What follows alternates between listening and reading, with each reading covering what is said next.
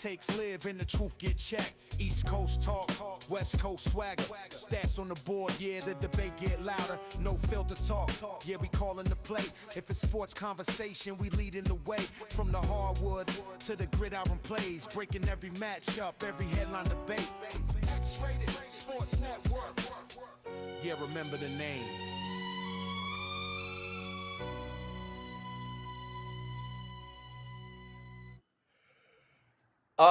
Is it showtime? We usually have a countdown. Are we here? All right. It's Beyond the Surface on the X-Rated Sports Network. It is Rick Kamla. It is Dr. X and AM Pfeffer in our LA studios. Dr. X, of course, wearing the white Duke gear. One of the foremost sports medicine radiologists in America. Owns a team in the TBT. We got AM Pfeffer, businessman, author, anchor. And we have Dwight Walton, Canadian basketball legend, played in the Seoul Olympics back in 1988. And ladies and gentlemen, this is a very, very big show. We have the great Pete Pranica joining us at 3 p.m. Eastern time. Memphis Grizzlies, an NBA play-by-play announcer. I go way, way back with Pete. We'll have a good time with him talking mostly NBA. And Coach Metta World Peace, who led St. John's to the Elite Eight back in 1999. I had St. John's going far in my bracket back then. I know you're like, there's no way you did. Yeah, I did. I plugged into Ron Artest. He was Ron Artest back then. Coach Metta World Peace right now, 3:30 p.m. Eastern time. He will join us, and we're very, very excited for that. So stay tuned. We got a big show for you. Dwight Walton, this is a Put Up Your Duke special as we begin this show. Because when we were back in our LA studios around Super Bowl time, you said you didn't like the 65-game rule. And immediately I was like, bing! And the news cycle has been so furious since then that now's the time because it's bubbling back up. So now we're going to have that debate. It might take the full hour. I don't know. But should the 65-game rule be fixed or flushed? Okay. And let me set this up. I'm going to go to Dr. X first, then Dwight. And I'm just teasing that me and Dwight are going to big time disagree on this. And we're going to have a good time with it. But Cade Cunningham, it's all kind of coming down to him because Jokic was the topic. He's come back, hasn't missed a game, so he's on track to be eligible, right? Cade Cunningham is not, all right? For all NBA, MVP, and the escalators in his contract that it triggers, Dr. X, I looked it up. He would be eligible to trigger the Supermax upgrade in his contract extension if he plays the right amount of games. So it's a big amount of money on the line here for Cade Cunningham, okay? And the Players Association is pissed off about it. They said Cade Cunningham's potential ineligibility for postseason awards after a career-defining season is a clear indictment of the 65-game rule and yet another example of why it must be abolished or reformed, ouch, to create an exception for significant injuries. Since its implementation, far too many deserving players have been unfairly disqualified from end-of-season honors by this arbitrary and overly rigid quota, end quote, from the Players Association. Now, for more violin work, we go to Cade's agent. We go to Cade's agent who sees money literally being vacuumed out of his office right now. Where are all these dollar bills going?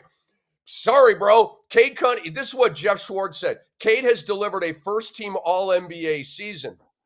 If he falls just short of an arbitrary games played threshold due to legitimate injury, it should not disqualify him from recognition he has clearly earned over the course of the season. The league should be rewarding excellence, not enforcing rigid cutoffs that ignore context. An exception needs to be made so we can make all that extra money. That last part was me. Before that, it was the end quote. It's very important to note, and again, Cade would be eligible for the Supermax if he played 65 games. And even if you make all NBA, who knows if he would win MVP even if eligible. It's very, very debatable. A couple more things. And Jason Arambulo helped us out with this. Looking into the nitty-gritty of the rules, okay?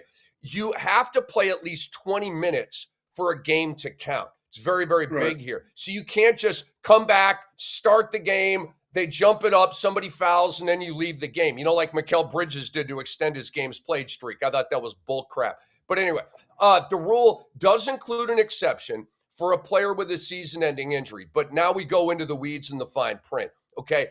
But only if that player has logged 20-plus minutes in at least 62 games, okay? So Cade is 2 games short of that because in the game he got hurt, he played like 5-7 minutes. That game doesn't count. So it says 61 games, but by this rule, it's only 60. So he's actually 2 games short of that exception. And so, I mean, it's a buzzkill for Cade. It really is that he's like that close, but it is what it is. And now the boohoo parade has begun on social media. Paulie Market Hoops put out with a picture of Donovan Mitchell with the red eye because he has an eye abrasion. And they said Donovan is doing everything he can to play all to qualify for the 65-game requirement for NBA awards. And they put a picture of Don's face, like I said. He had 40 in the game. 40. Exactly. It's an eye abrasion. I mean, give me a break. So, Dr. X, you first on this. Does the 65-game rule need to be fixed or flushed? I like it. I like the rule because I think it's working. I was listening to the Hoop Collective on ESPN last night, had it taped, and they were discussing it. It's working because people like Wemby are like, hey, I got to keep on playing because I got to reach that number. And they will be locked in all year because you only have a limited amount of time to play this time. But now, if you get a big injury in the middle of the year, then your back is against the wall. That's the only thing that kind of sucks. But at least it prevents people from rigging the system and, having 50 games where their body is fresh and then they have these amazing stats, but they don't hit the 65-game mark. And then someone else that played all those games on top of the, the battle of attrition they're doing with their own body, they don't have the biggest stat totals or averages because their body's fatigued. You get what I'm saying? So I like how Jaylen Brown kind of counteracted that with his statement. And I'm okay with the rule. And I think we might have to look into it a little bit more. But apparently, if this happened last year, Rick, I think Cade would have lost $40 million. That's what Wendy was saying. And potentially that last year, if this had happened, this would have been more detrimental to his contract in terms of money. But I think within the contract that he's currently in, you're right. Like him getting all NBA would have triggered, it would have checked that box for him to get the next deal. You get what I'm saying? So it matters, but he has more time to continue to be Cade Cunningham next year and check that box. So I think it just tells players, hey, you got to be in the most optimal shape. And then even with all that said, you just got to pray that you don't have a catastrophic injury. But someone like, once you get deeper into your career and you always get these awards, it's not going to matter to that player anymore. You know what I mean? It's going to be more about finals MVP is their goal at this point in their career. All right, so Doc, you're leaving it as is, correct? Yep. Okay. I'm leaving it as is. I think the benefits outweigh the risk. I love it. I love it. Dwight Walton, I know you've been patient. Your time is now. There's no timer. There's no timer. Pac-Man, this show. Go ahead, Dwight Walton. You know what, Rick? I am going to surprise you and the rest of the panel. I think the 65-game threshold is exactly where it needs to be. I don't think it needs to be amended. I think it needs to stay where it is. Because, listen, wow. I have discussed it with several of my friends, and I have looked at it. Here's the thing. The reason why I'm sort of changing my opinion is because, and again, Cade Cunningham's circumstance is a very unique one. It's unfortunate that he's at the 60-game threshold, and he has it's not your typical injury. This is a health injury. This is not a sprained ankle. This is not a Charlie horse. This is not a ligament that's been torn, an elbow ligament that's been torn. This is a collapsed lung. Life is in danger here. We understand that it's a mild collapsed lung, but whenever you say collapsed lung, that is not something that you have to take lightly. However, we don't know at the beginning of the season as to why Cade Cunningham might have missed games or any other players have missed games. Could he have played? Was he rested early in the season. So this wouldn't have been an issue if he had already been to where he needed to be. So I get it. So I don't want it to be amended. I want it to stay at 65. But we have to understand this is about money. It's about finances. Understanding that it's the agent that really is the one putting this out there. Understanding that if Cade gets to the 65 game threshold and all of these bonuses are triggered, don't forget the agents get at least 4% of what his clients make. So, of course, he wants Cade to play the games. He wants money in his pocket. He's got a mortgage to pay. He's got a car note to pay. He has a life. He's got a family to take care of. I understand these are first world problems and these guys have money regardless. I get that. But this is where this is coming from. It's about the finances. He wants his client and his clients to be able to have bonuses triggered in their contracts so his clients could get paid off. And of course, ultimately, the agent and the agency can get their share of the pie as well. But I will echo what my cousin said. This is working. You go back to 2 seasons ago, before the 65 game threshold was put in place, only 52% of the All-Stars played in 65 games or more. This season, or last season, 77% of the All-Stars played in 65 games. So it's working. You just go back 10 years ago, before the load management era started. 10 years ago, fellas. I'm not talking about 20, 30 years. 10 years ago, 91% of the All-Stars played in 65 games or more. So it's pretty clear as to what era we're in. We are in the load management. We have to understand, again, these are not the players making these decisions to not play. These are organizational decisions. We're in the analytical era where numbers and statistics matter. These organizations are investing a ton of money in these players, and they want their players to be at their optimum peak skill levels at the most important time of the year, and that's the playoffs. So again, for the fans out there, these players want to play every game, but the organizations make these decisions. But again, these statistics are working. Again, just 10 years ago, 91% of the All-Stars played in 65 games or more. It dipped 2 years ago to 52%, and once the 65 game threshold was brought in, the numbers went up. So it is working. I know this is not what you wanted to hear, Rick, but it is working. 65 games needs to stay where it is, and it's unfortunate for Cade.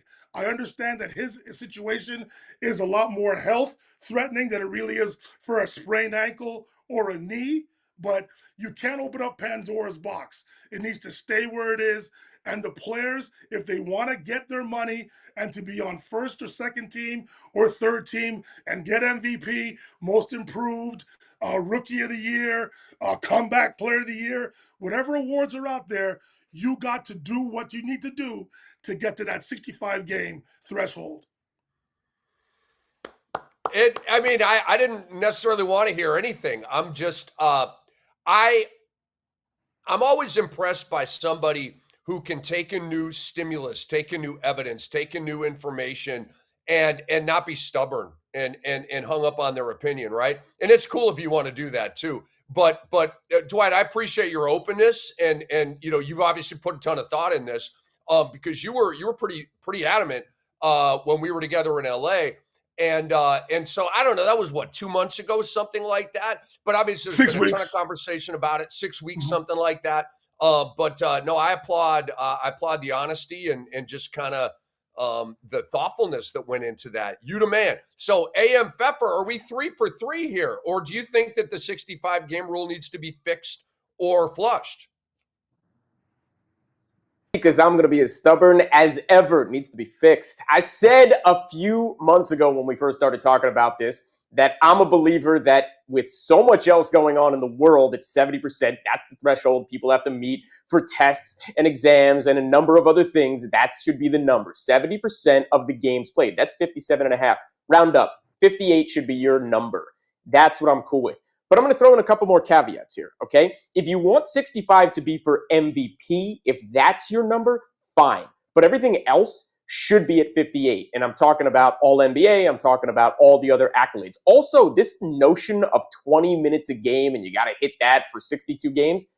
Guess what, guys? Nobody's sniffing first team or second or third team all NBA unless you're one of the ultimate superstars in the league playing at least 62 games, 20 minutes a game. Like, I don't even understand where that math comes into play. It means nothing.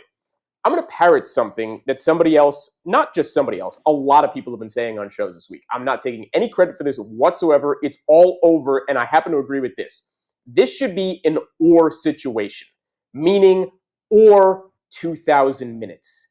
That could be your threshold. If you want to keep the 65 game rule, fine, but you can also win it or keep what you did at 2,000 minutes for the total season. Why? Cade's actually at 2,100 minutes. And in the 61 games he played, because it has been 61, and I understand he exited early in one of those games, he's averaging 35 minutes a game in the ones that he played. He's well over the 2,000 minutes. You know who isn't? SGA. He's at 1,700 minutes, so he's got to still hit that threshold everybody wants. Wemby, not there. He's at about 1,700 minutes, still has to hit all the thresholds everybody wants. Jokic, with only one game left, he did hit his threshold. He just snuck over 2,000 minutes now. So at least there, you have something to fall back on. But Cade has put in his time, his energy. If you don't want to consider him for MVP for the 65-game rule, fine. But he's being penalized for the All-NBA and his contract. I don't like it. Certain things should have caveats. It's actually that important in the NBA that this needs a little bit of nuance. What's that say? Silver got to rethink this one for sure. Yeah, absolutely. I ultimately, again, this deserves nuance. And I think the fan bases, the players, everyone involved can understand if you're really putting in a little bit more thought into the fine print. 2,000 minutes is a very good threshold as an or. Not an end, but as an or. That's where I'm at. Fix it. All right. So you want to tweak it. So I love the 65-game rule. First of all, the Players Association was like, they want to make exceptions and all this kind of stuff.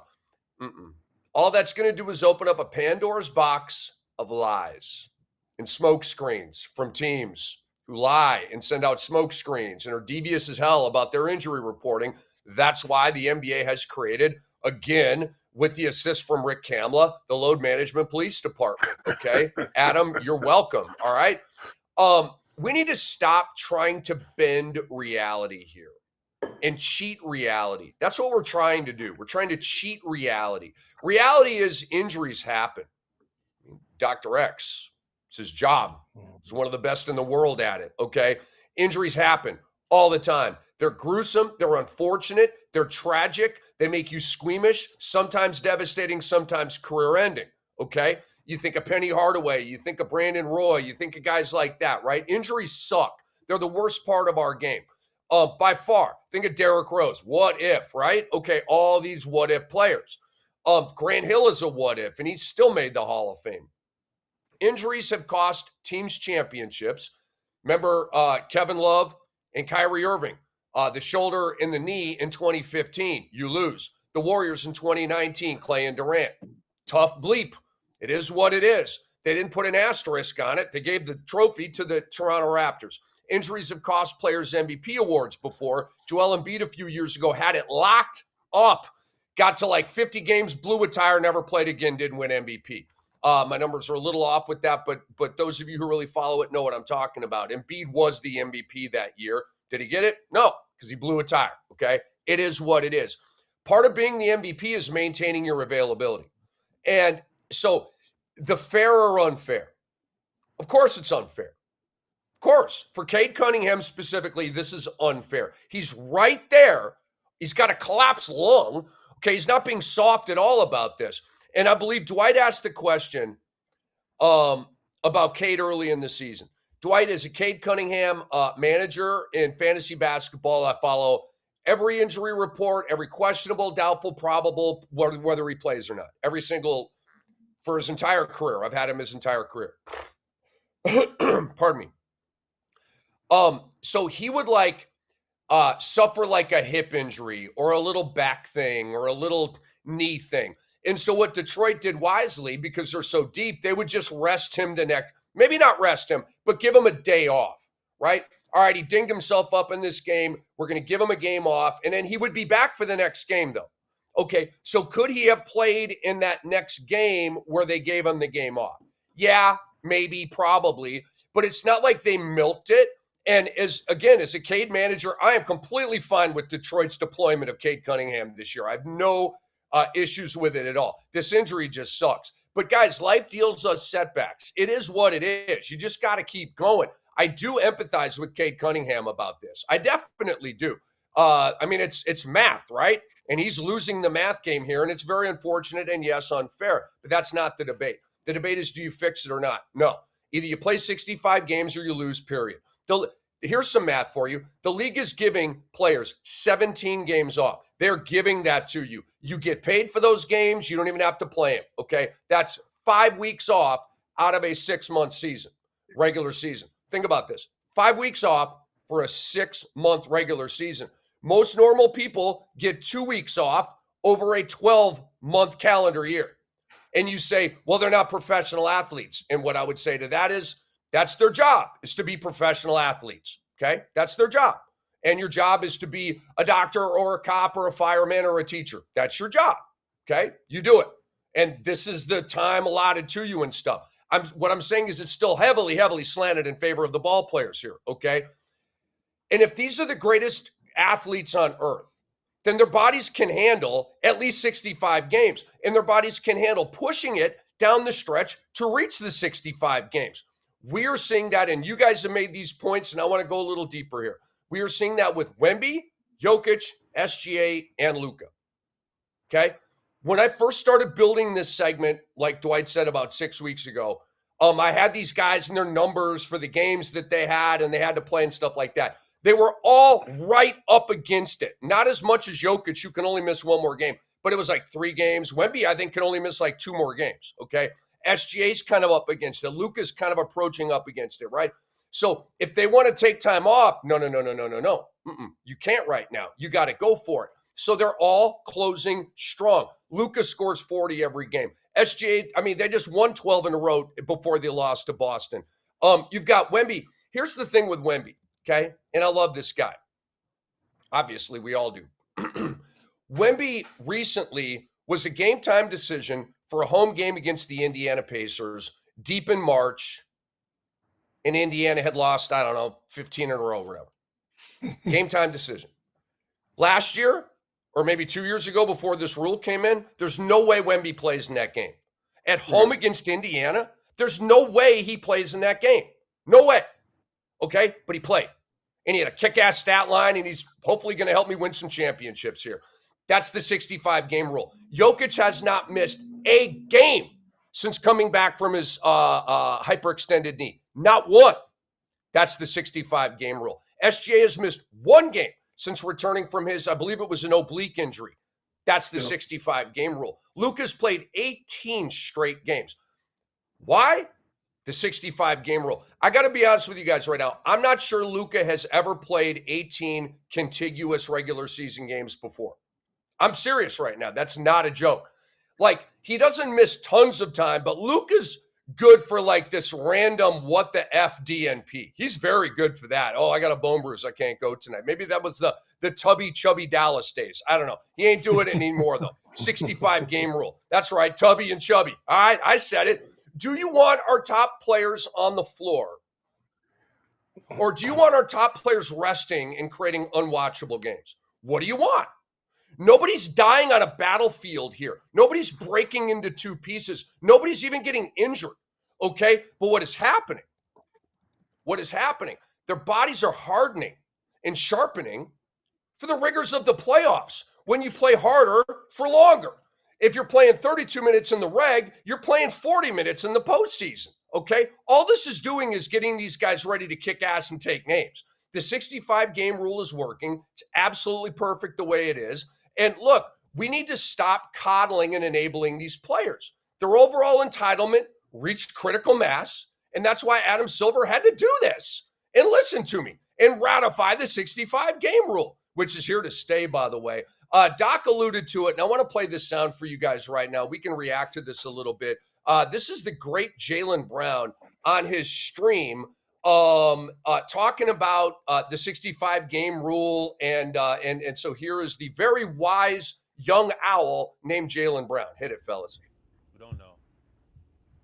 In the NBA, in order for you to meet regular season awards, the criteria, you have to play in at least 65 out of the 82 games, which is like, I think like 80%, if I'm not mistaken. Somebody do the math. How much percent is that? I'm not sure.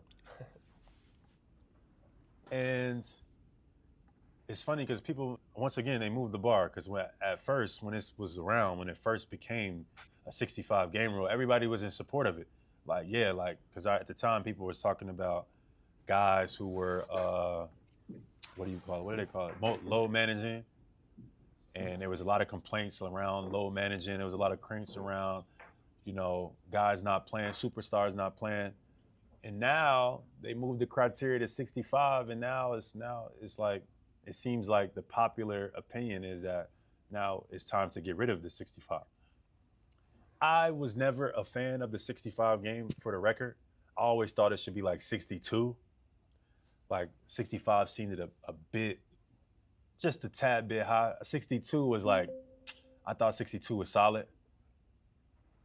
But I'm really not mad at 65. Like, I just thought the contrary was that in the past, guys would be playing 40 or 50 games and then be up for all NBA teams. And they play half the season because their numbers would be better because they only play half the games versus somebody who played 70, 68, 72 games.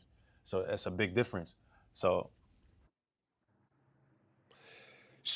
that's exactly where this came from when I had this idea, brought it to NBA radio. Because me and Antonio Daniels were doing our all NBA teams, and I'm looking and I'm like, Jimmy Butler's played 57 games. Durant that year played like 56 games. LeBron that year, I think, had in the 50s. And there were all these guys in the 50s on my all NBA team. And I'm like, what are we doing here? These guys should not be all NBA. And I wanted to go with like tier 3 and tier 4 players or whatever to, like, you know, guys that played 75 games, 81 games and stuff like that. And I was very conflicted about it, but I'm like, that's where it came from. Jaylen just said it. We had guys making all NBA playing half the season. That's fact. That's not like hearsay. And by the way, I did the math.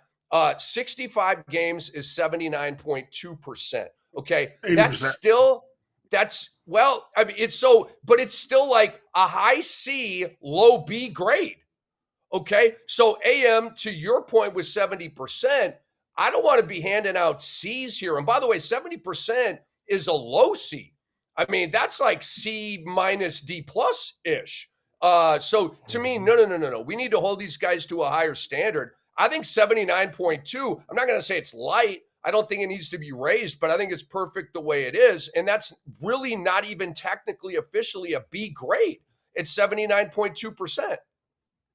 You know what, Rick? If I'm going to say this, we are discussing, I guess, the controversy around this rule because it's Cade Cunningham and because of the injury he has suffered. But we have to remember here, we're talking about this because it's the cool thing to do. The players agreed to this. They agreed to this number as a part of the collective bargaining agreement. So when you hear the players talk about this, to me, it's like they're being hypocritical. You guys voted on this. You guys agreed to this. So if you know this, get to the number. Again, injuries happen. We understand that. But to your point, fellas, look at Wemby. All these guys are racing to the finish now because they want to make sure they get their awards. Basketball is a team sport. We understand that. But individual awards is very, very important to these guys as well. So it's working. Again, but let me make sure y'all understand. The players are the ones that agreed to this in their collective bargaining agreement. So we could talk about this until we're blue in the face. The players agreed to this. So they need to be on board with this. And until the new bargaining agreement happens in the next 7 years, don't even discuss this. Don't be critical of it. You guys voted for it. So get this done.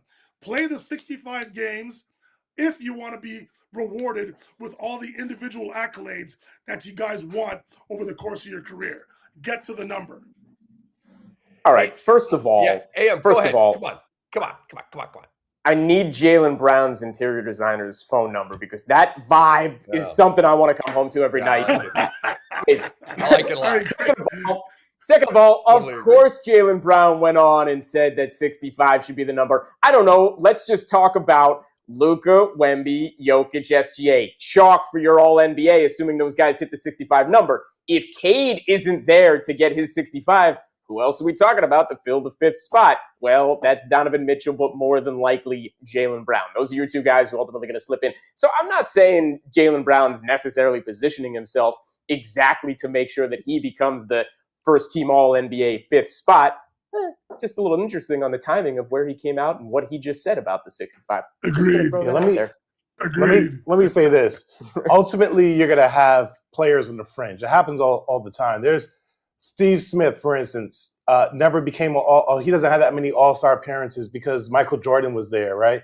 And all these other great shooting guards were there. There's some point guards that don't make the all-star team because the league has a plethora of point guards in the league. And then there's sometimes just voting. There's always people on the fringe, right? And that's what this rule is. You have to make a hard line.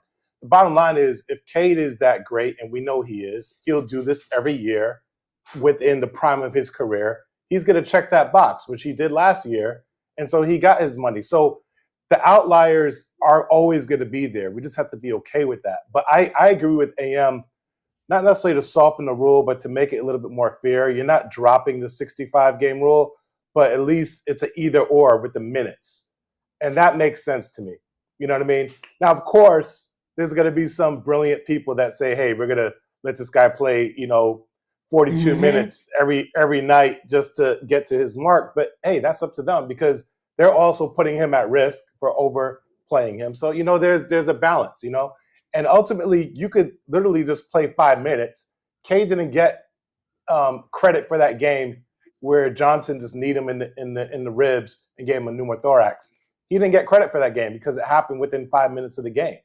So he did all of that. He suited up, he warmed up, then got kneed in the back or in the ribs. And then next thing you know, that game doesn't count and he's out and he doesn't get to check that box. So it's just the nature of the game. You put your body on the line. You're not always going to win. I mean, Tatum didn't win the championship last year. Probably would have lost anyway. But, I mean, you have people like Damian Lillard pulled his Achilles, ruptured his Achilles. I think the best example of that is Tyrese Halliburton because he was literally in Game 7 in the first quarter. Am I right? Or second quarter or Correct. First half, whatever you want to say. Yep, and they were right there. It was like a one-possession game or something. He ruptured his Achilles. He was actually playing very well. And I think, their goal was probably to outshoot OKC. And they probably would have hit more threes that game. And probably could have won Game 7 on the road. Who knows? But that's just, they risked it. Same thing with Kevin Durant. He came back with the Achilles injury, but it wasn't for MVP. It wasn't for All-NBA. It was for an NBA championship. So that's just the nature of the business. And you got to draw the line somewhere. The only thing I would slightly adjust is the actual, the minutes, what AM was suggesting. Some other people on different podcasts and different media outlets were saying. I can rock with that as well because he's not eliminating the 65 games. Or at least if we could all find a compromise here, the 65 games or the 2,000 minutes. I can rock with that. Yeah. 2,000 minutes. Let me do 2,000 Is that 20 minutes per game at least? Yeah, divided by 32 minutes a game. How many games is that? It's 62 and a half games. So it's right there. It's right there. In 32 minutes, the big time players are playing more than 32 minutes. They're usually playing, 34, 35, 36 minutes. So that works for me. Rick, Cade's averaging 35 minutes a game. I mean, you look at a guy like SGA, who's only at 1,700 minutes. He's gotten taken out of the games a lot, right? I mean, sometimes he's the absolute killer in the fourth quarter, and you need him to win the game. They're up by 40 every fourth so he only hits quarter. that. So, what's that? They're up by 40 every fourth quarter. That's why. Exactly. So he doesn't have to. So he's got to hit.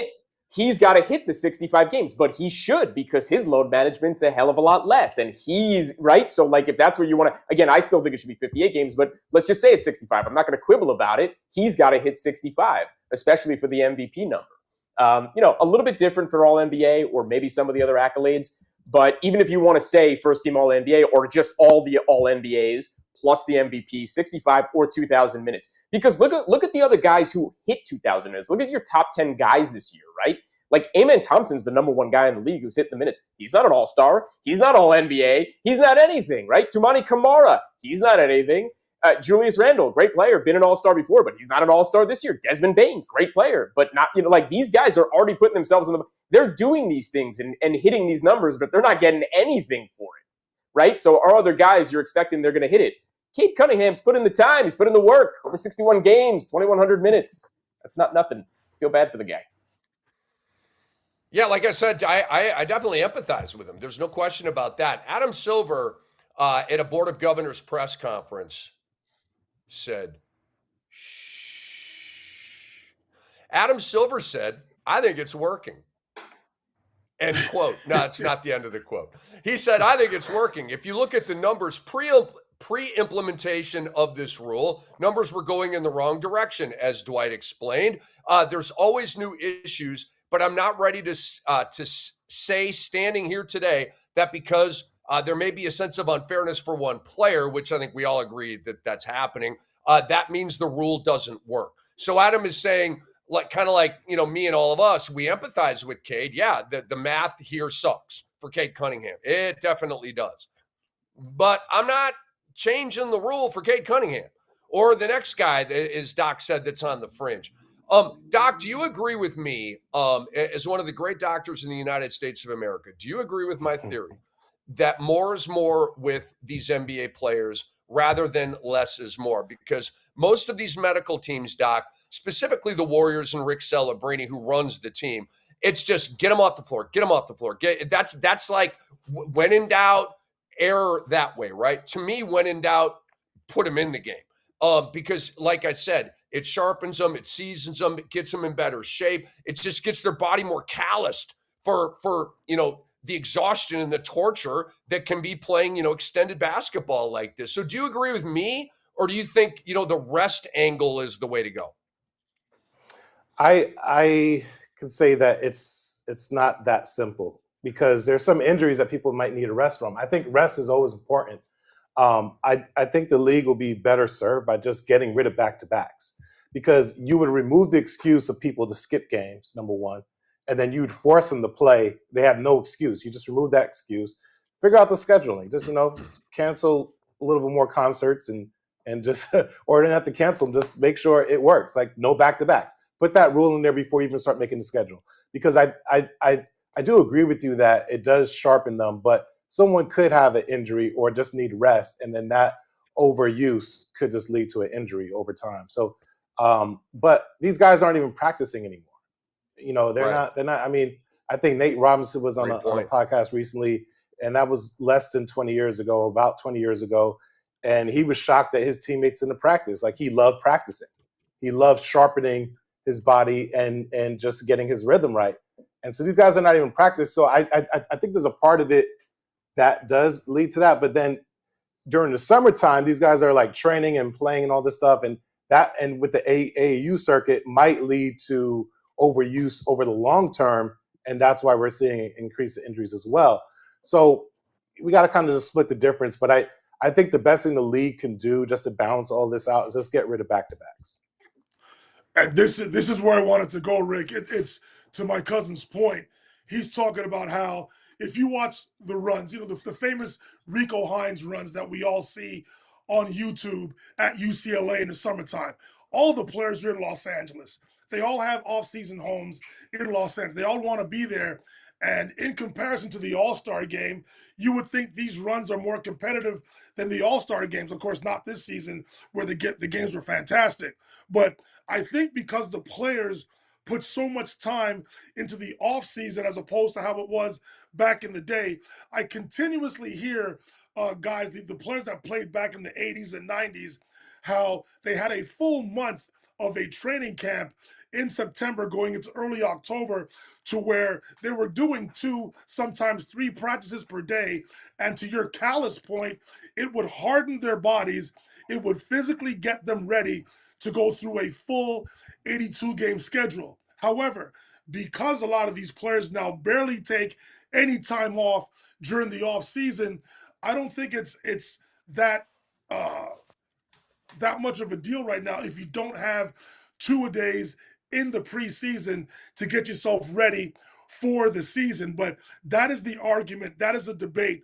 A lot of the veterans, the old heads that played back in the 80s and 90s, talk about in comparison to how the players prepare themselves for season in this era. And they say a lot of the injuries that we see now is because of the lack of a preseason that these teams go through back in September going into early October.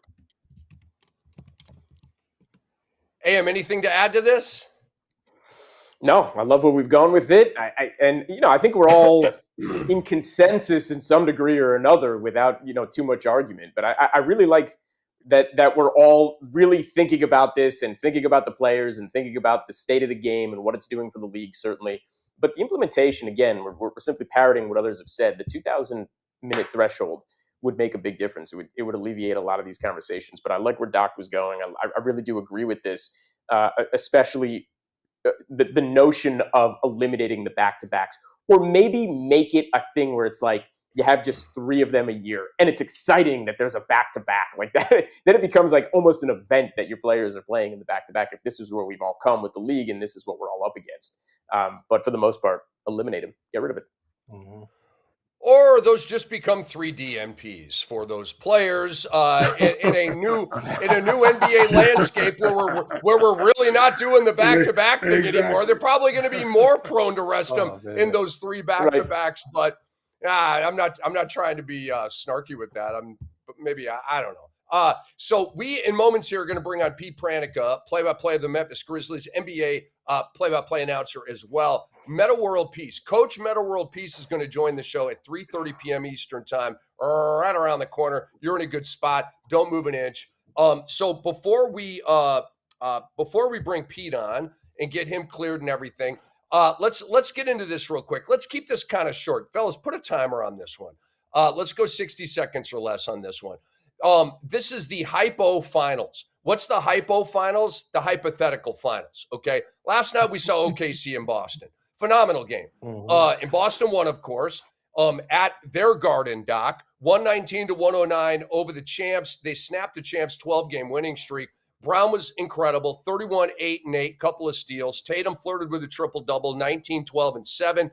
SGA, 33 points, but only on 12 shots. And J-Dub was quiet in 24 minutes in his second game back from injury. Season series says it's 1-1, okay, between Boston and OKC. The Vegas odds say that these 2 teams will meet in the NBA Finals, okay?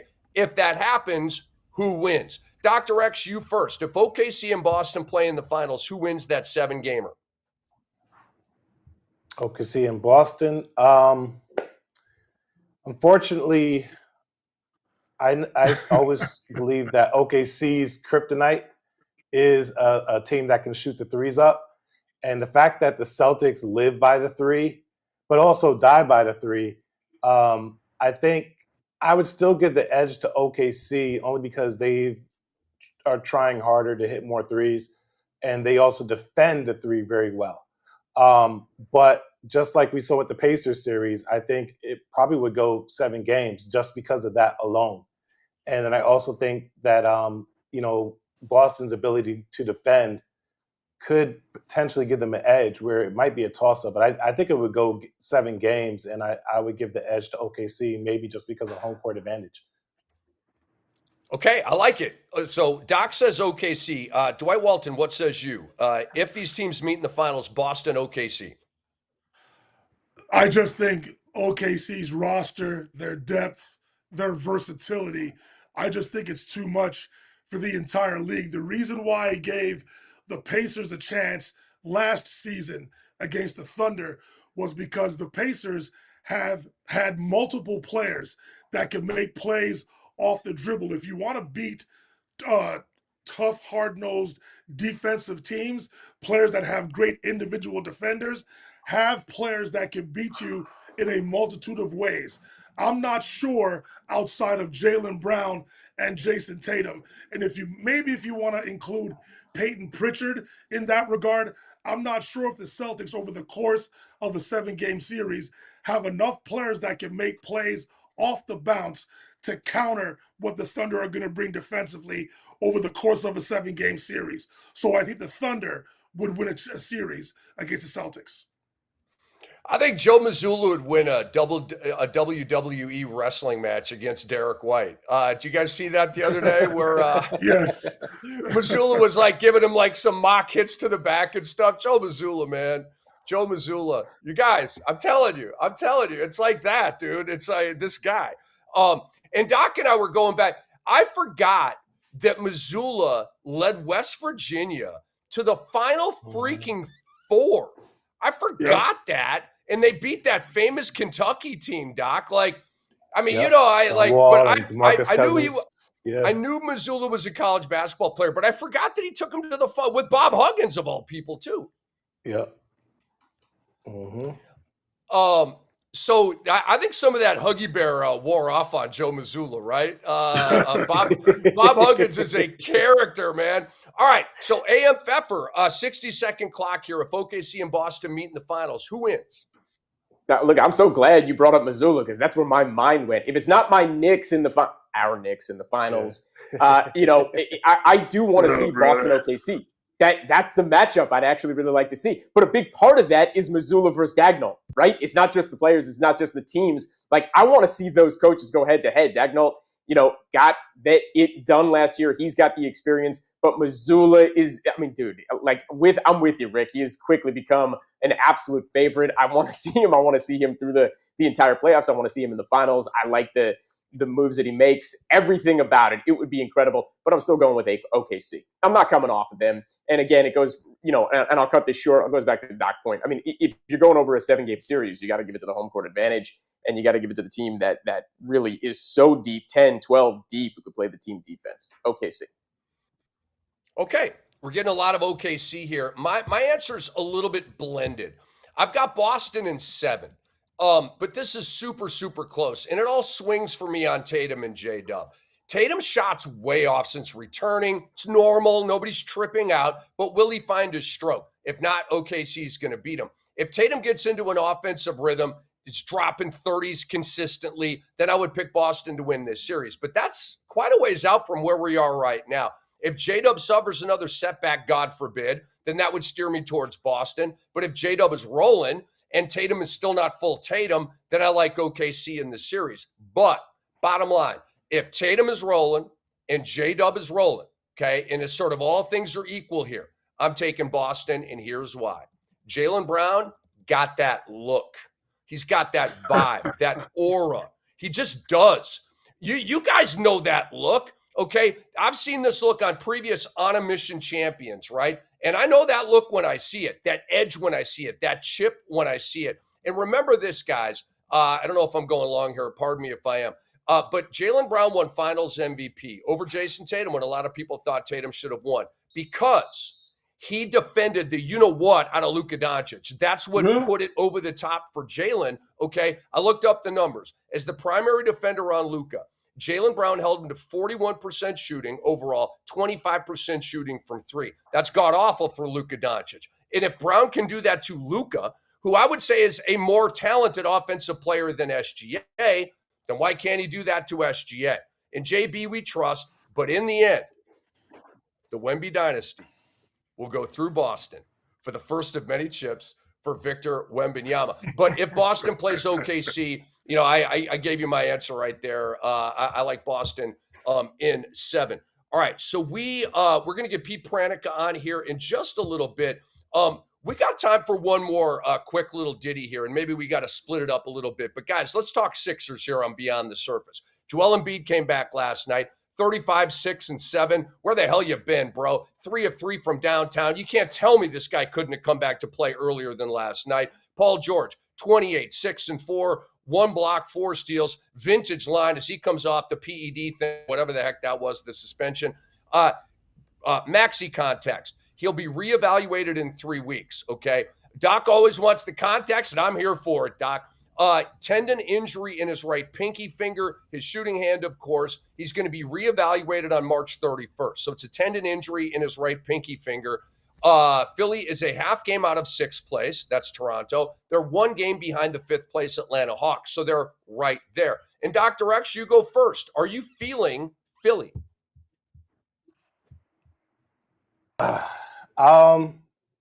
I believe they're a good playoff team if everybody's healthy. I feel like Joel Embiid can turn it on. He could play on one leg and be effective. The question is playoff P still a thing? Is playoff Paul George still a thing? Can he turn it on? And then I think Maxey is just getting better and better every year. So, and then with the addition of their wings, I like VJ Edgecombe. He might even be better in the playoffs than we've seen in the regular season. And then, Quentin Grimes being there as well. I just feel like they have a deeper roster. In the past, they had George Niang and all these other guys. And I just felt like those guys were just hanging on to the greatness of Joel Embiid. I think he has a better roster this year. It's the best roster he's probably ever had. And for Paul George to be your 3rd best player, I like it. I just don't think they will beat, teams like the Knicks. I don't think they'll beat the Celtics. And, it might be a toss-up between the Cavs, but I do think they could beat Detroit. Oh, God. Okay. Okay. You don't think Philadelphia, Philadelphia could beat Detroit? Phil, hold on. Come on, cuz. Come on, cuz. You know basketball. You're going to give the edge to 2 players. And Dennis Jenkins, the Paul George, Maxey, and a healthy Joel Embiid. No timer on this. No, hold on, this is Doc. No time. This is Doc and Dwight scoring. I want to see this. Here's the deal, cuz. Duran can't guard Joel Embiid. You know that. Even when Rick asked the question, your little pause immediately told me that you're thinking, well, they're not going to beat the Knicks, so let me try and be diplomatic about my response. That's where your brain went. And the thing is, no, that's not where it went. That's not where it went. It actually went to all the letdowns that we got from Philly every year. It's like we always like, oh yeah, they got a tough roster, That's what it went to. You just want to paint me a certain way, and that's okay. Yes. I don't mind battling you. It's getting old and tired. That's not. I'm not a concrete thinker. I don't just think in a lane like that. Hey, trust me, my life speaks more to just being a concrete thinker. Because I am not old and tired. I'll tell you that right now. I may be 61. I'm not telling you. I'm just saying. I'm not. I didn't say you were old and tired. You probably heard me wrong because you probably have a complex about being old and tired. But I think I was referring to Philadelphia and me not being that having that mindset. Okay. Anyway. I didn't attribute that to you. Everybody could beat Detroit, according to you. Charlotte, Atlanta, Philly, Miami, the Knicks. But am I wrong? I actually have points behind it. They're better 3-point shooters. They have more than just one great player. They have like 3 scorers and shot creators on their team. Every team that I'm saying that has that. I'm not just randomly saying it. But you got to give the Pistons a ton of more credit than you are. We understand that they're a flawed first-tier team in the Eastern Conference, but all the teams in the NBA, including the Thunder, have flaws. The Thunder are just better than everybody in spite of their flaws. But the discount of the Pistons for me from you, I think it's a little bit disingenuous, man. You got to give them more credit. Anyway. No. The regular season is a different sport. The regular season is a different sport than the playoffs, right? So you're giving them too much credit for the regular season. This is okay. Joel Embiid we're talking about, who's a Team USA player, starter on Team USA, MVP. Jalen Duren is not even in the same stratosphere as him. That's because he gets 10 rebounds a game. You're supposed to do that as a center. I'm just saying he can't guard Joel Embiid, right? Then Tyrese Maxey, you have Cade Cunningham doing everything, but he also has to guard Tyrese Maxey on top of that, right? So then you look at all their wings. You know, you have BJ Edgecombe, who plays with reckless abandon. He doesn't care, which is a great attribute to have in the playoffs. He's going to play hard, and he's going to leave it all out there, and he's a rookie. And then I didn't even mention Paul George. I didn't even mention the fact that they got Kelly Oubre, who plays defense and scores. Like, these guys have edge to them, too. So, I mean, I'm not just randomly saying it because I just want to be against Detroit. Detroit has to prove it first. Win a series. That's they haven't done that. And to all right, fellas. So I'm sorry, guys. I'm gonna separate you real quick. We got Pete Pranica joining us here. So I'm Mills Lane in the middle. You guys are throwing blows like ding, ding, ding, and you're still throwing blows. So I got to come in here and separate you guys a little bit. But we ain't done with this. We ain't done with this Philly debate, which is obviously on and popping. All right, right now let's bring on my good friend Pete Pranica, TV play-by-play for the Memphis Grizzlies on FanDuel TV. There's my guy, Pete.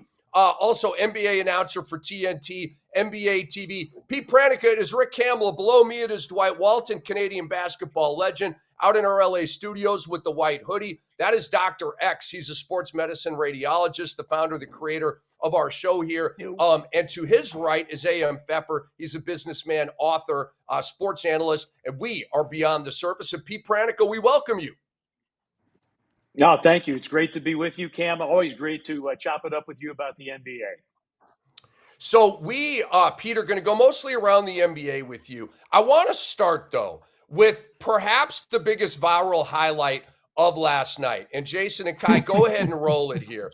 It's Gigi dunking on Wemby, and then Wemby dunking on Gigi. And I love this. Gigi, I mean, like, I always say this about Trace Jackson Davis. Like, Steve Kerr hated him, and I don't know where the hell. I think he's in Toronto right now. I'm like, TJD dunked on Wemby. Like, that, we can't just forget that. So that's a big deal to me. Well, Gigi's got that in his resume now. And then Wemby was like, hell no. All right, so guys, run the video here. Look at this. There's your guy, Pete.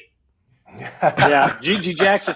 Man, he's at his best when he's going downhill. But Wemby's like, okay, you maybe got a body. I took a name, and I'm going to give it back to you.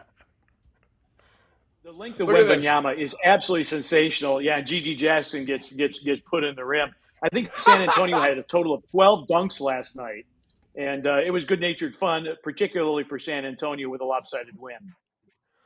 No, that's good stuff, man. So talk to us about Wemby here real quick. Let's go there since you saw him last night. And not that you're caught up in the moment and recency bias and all that, Pete. Is he your MVP right now? The MVP debate is incredible. And I have the Spurs winning it all. Are you sort of that high with the Spurs and Wemby in terms of your projections for the gold ball this year? So let's stay on Wemby here for a minute. Talk to me, Pete. Okay, well, coaches talk about the gravity that a player has. And I think Wemby has, I said it last night on the telecast, he's got the gravity of like 5 planets. I mean, because we would see it last night that the Grizzlies would drive to the lane line, see him, and they would immediately peel back. The Grizzlies shot a higher percentage of shots from 3 than they normally do simply because he's there. He is skilled, he is mobile, he can distribute, he can rebound, he can block shots. He had 7 blocks last night. If the game had been closer and Wemby had played more than, I think he played like 25, 26 minutes, he might have gotten a triple-double with blocks last night.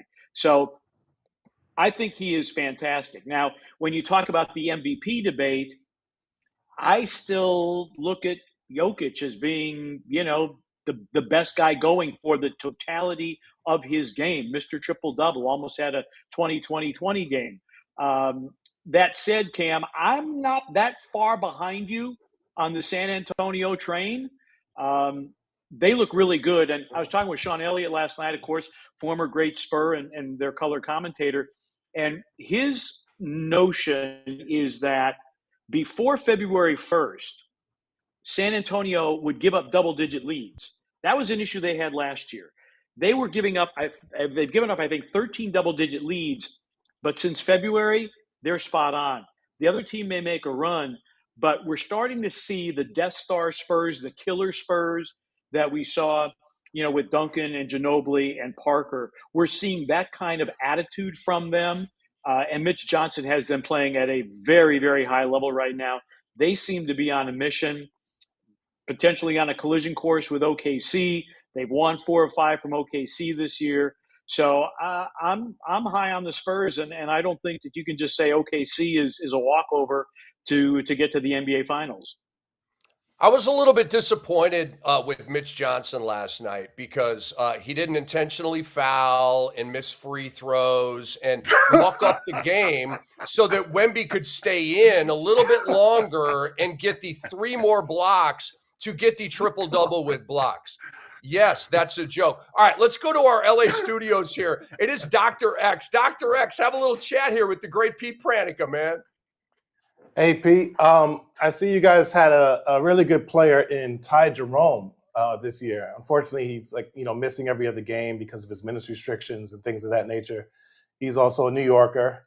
I think he's a great addition to the squad. How much different do you think the year would have been if Ty Jerome was on the team or was playing in the beginning of the season? I think then maybe this team has a shot at the play-in. You're also talking about a team that hasn't had John Morant very much, hasn't had Brandon Clark, but for like 2 games. So it would have been a better season. Would it have been a playoff season? I'm not entirely sure. If you were able to pair, say, a John Morant with a Ty Jerome, and we've discovered that Ty is a pretty good distributor, recently had a game with 21, 9 feeds and 9 boards, then you'd really, really have something. So that Ty doesn't have to do the scoring and the assisting, that you might be able to spread the workload out a little bit more. He has proven to be what I call, to use a borrow football phrase, an off-balance or an off-platform scorer. You look at his shots, and some of this stuff is like incredibly awkward.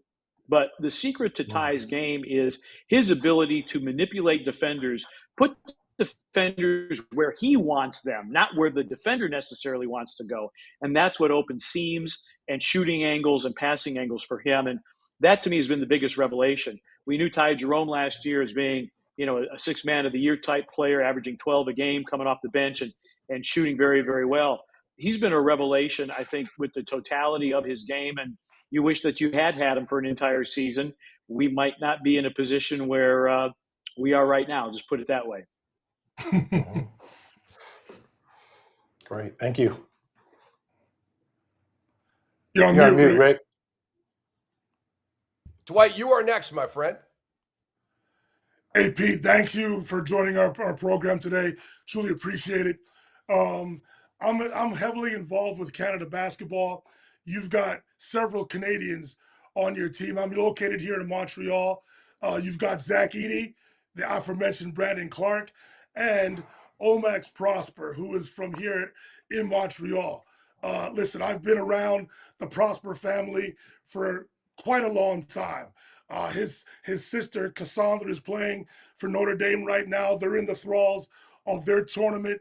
I've seen those two grow up from little children to now what they're doing, big things in terms of basketball. They're huge here in the community. They give back in the summertime with a tremendous camp that they have in the summer. They're both heavily involved in that camp. There are boots on the ground. They are heavily involved with the kids. And we're just proud overall here in the province of Quebec and Canada with what they're doing in the basketball community. Can you talk about the progress, the progression that Omax Prosper has had this season? He's getting his opportunity. I believe he's flourishing in it. What say you? Well, first of all, go Irish. As a proud graduate of the University of Notre Dame, I'm all about go Irish. And so wish them nothing but success in the tournament.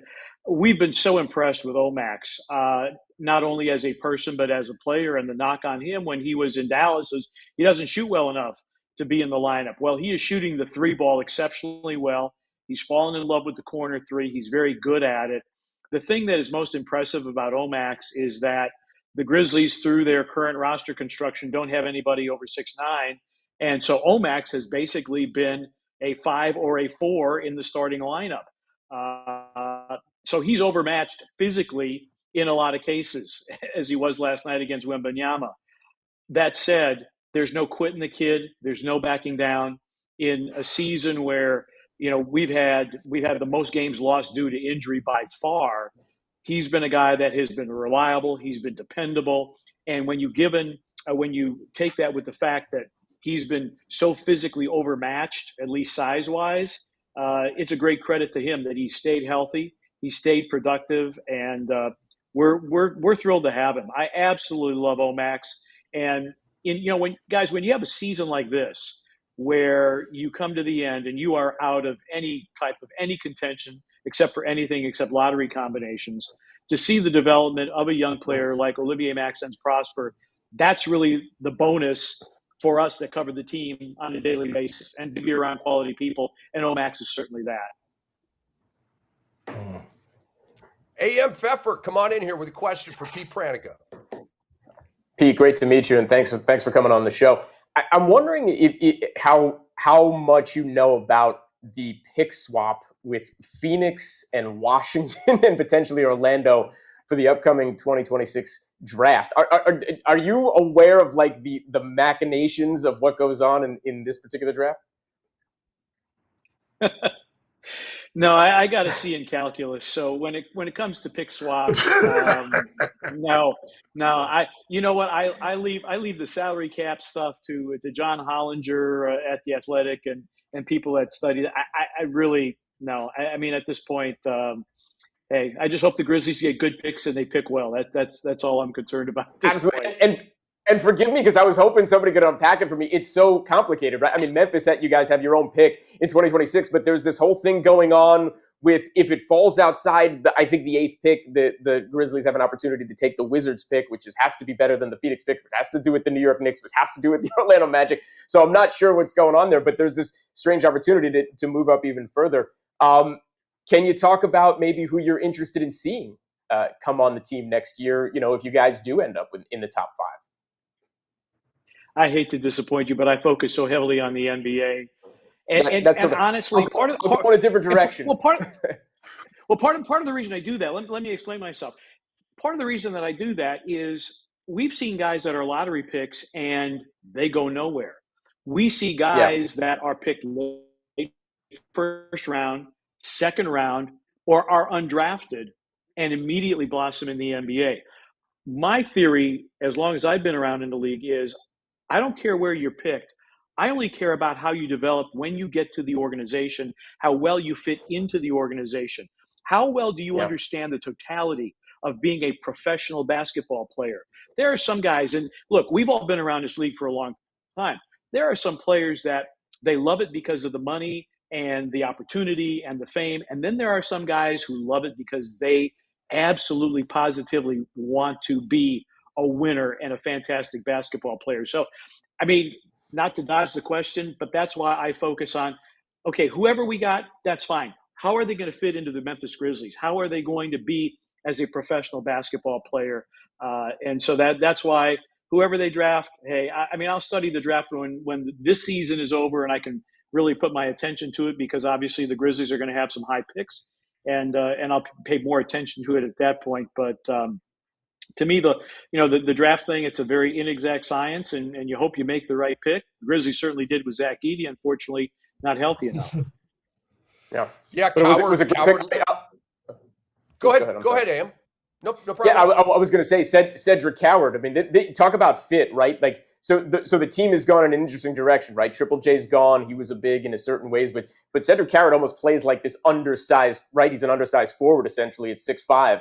And I'm kind of curious, like, now that you get to see it in person, what is your expectation of his fit moving forward, and where the team's going in that respect, and how they're going to start playing from now on in the coming seasons? Love Cedric Coward. Even though he's 6'5", he has more total rebounds for the Grizzlies than anybody else. Now, part of that's a function of the trade of Jaren Jackson Jr. and the injuries, and I get all that. Cedric Coward is an absolutely delight of a human being and a really, really good basketball player. So I think that you have him and Jalen Wells on the wings. I think that's a real good start for this team.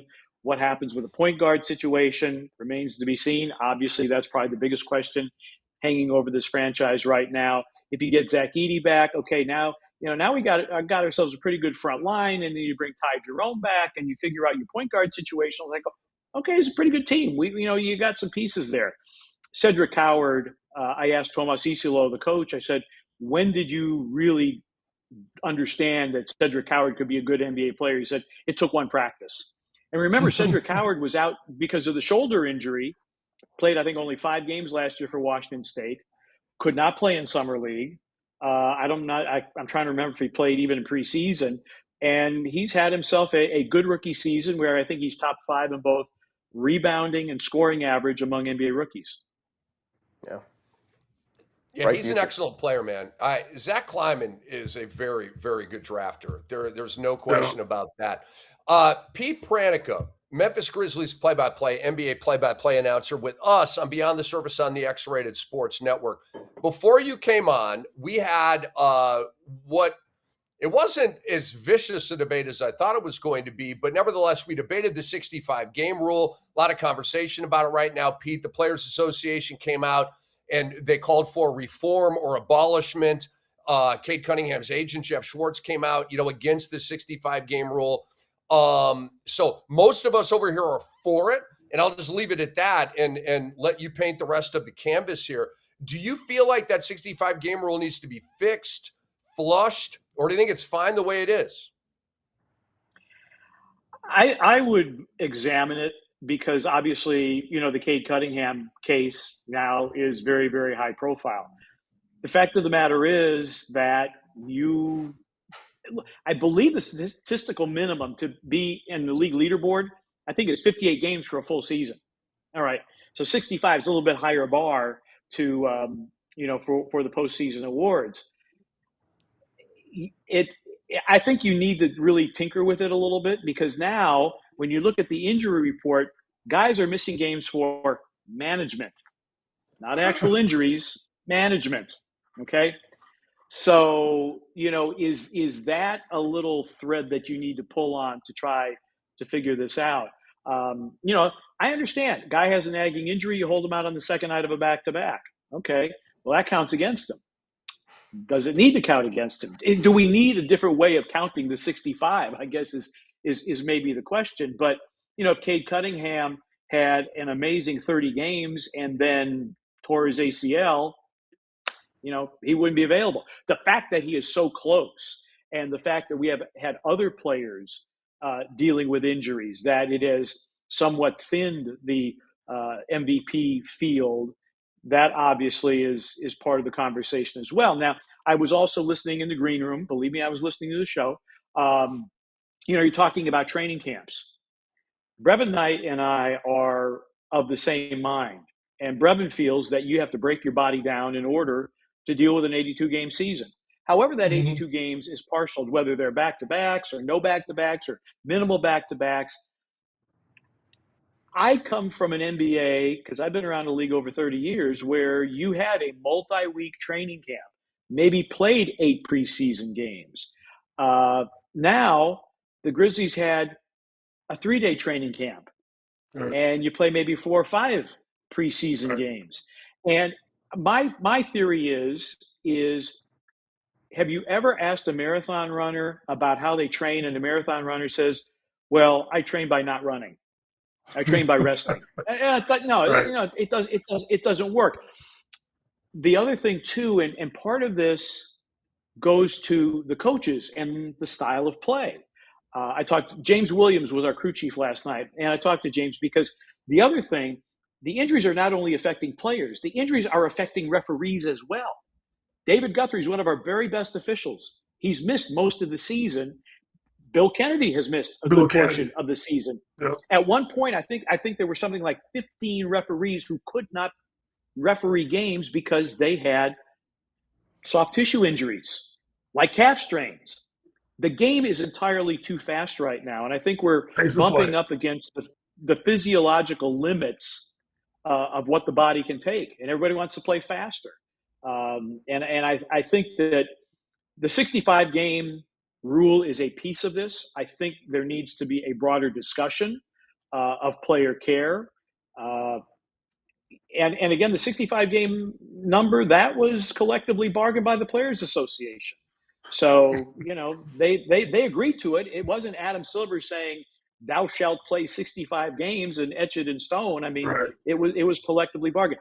All in all, I'm rambling here, but I think there needs to be a larger conversation, whether it's the schedule, how we count games for postseason awards, training camps.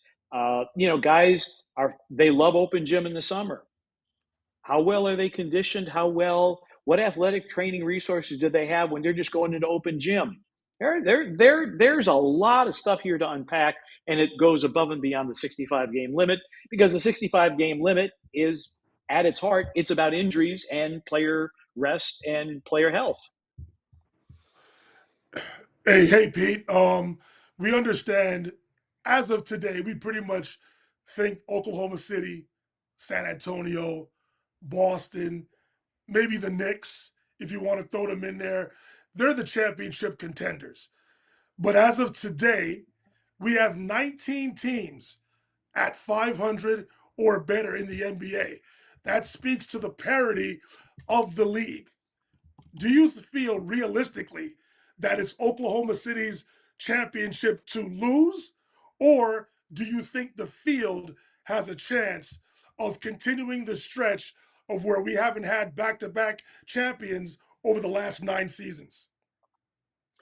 You know, if you're talking Oklahoma City versus the field, I think I might be tempted to go with the field. I mean, there's a lot of talent out there, Agreed. whether it's the San Antonio team that we saw last night, and I know I'm very impressed because, you know, they beat up on a Grizzlies team that is very, very battered. We also just saw Denver, and we just also saw Boston. So we've seen some good teams, and I've had eyeballs on them from close range over the last 10 days or so. Boston, to me, is the most intriguing of the challengers because we don't know how Jason Tatum is going to respond. Cam, you pointed out the shot's not there, did not shoot well against the Grizzlies. So how well he is able to bounce back, I think, will tell the tale of just how far Boston is able to go. San Antonio, now, you know, maybe they need to get to a conference finals and taste a conference finals defeat before they're able to take that next rung up the ladder toward the Larry.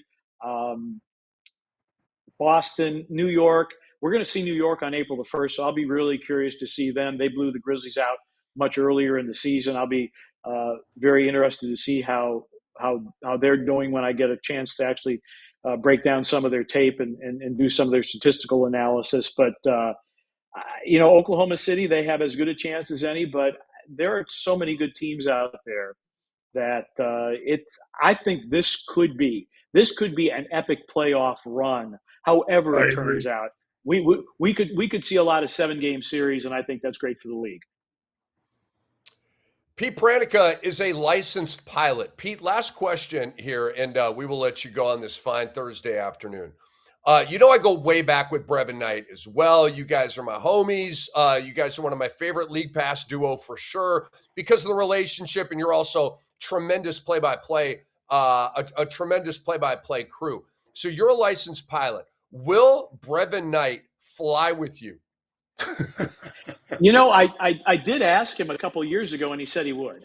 We've not been able to do that, but he did say that he would. So okay, you know, we'll see about that. He does trust me in that regard. So yeah, I understand. So do you fly frequently? Do you fly like recreationally, like maybe in the off season, or do you just in case something goes haywire, you got another career you could go to? Like what? Yeah, what's up with that? No, I've always been an aviation guy, and when I had the resources and the time, I did pursue my private pilot's license. I do have it. I'm not instrument rated, so I can only fly on nice sunny days.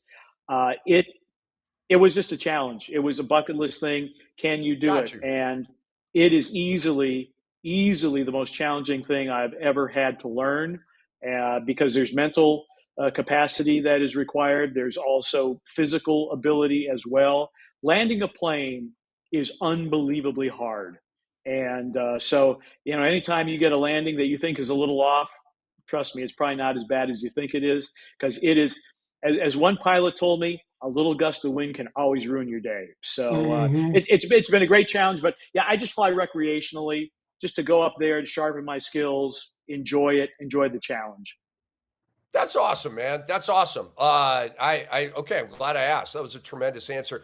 Pete, keep up the great work. Please say hi to Brevin Knight. We would love to have him on. I'm going to circle back with him and get him on the show here too, Absolutely. if he's got time and availability and stuff like that. But Brevin's my guy, so please give some love to him and really appreciate your time, Pete. We'll be watching you on Memphis Grizzlies broadcasts, and we all know what it is this year, right? So good luck in the future. Hopefully you guys can get back in the race next year, man.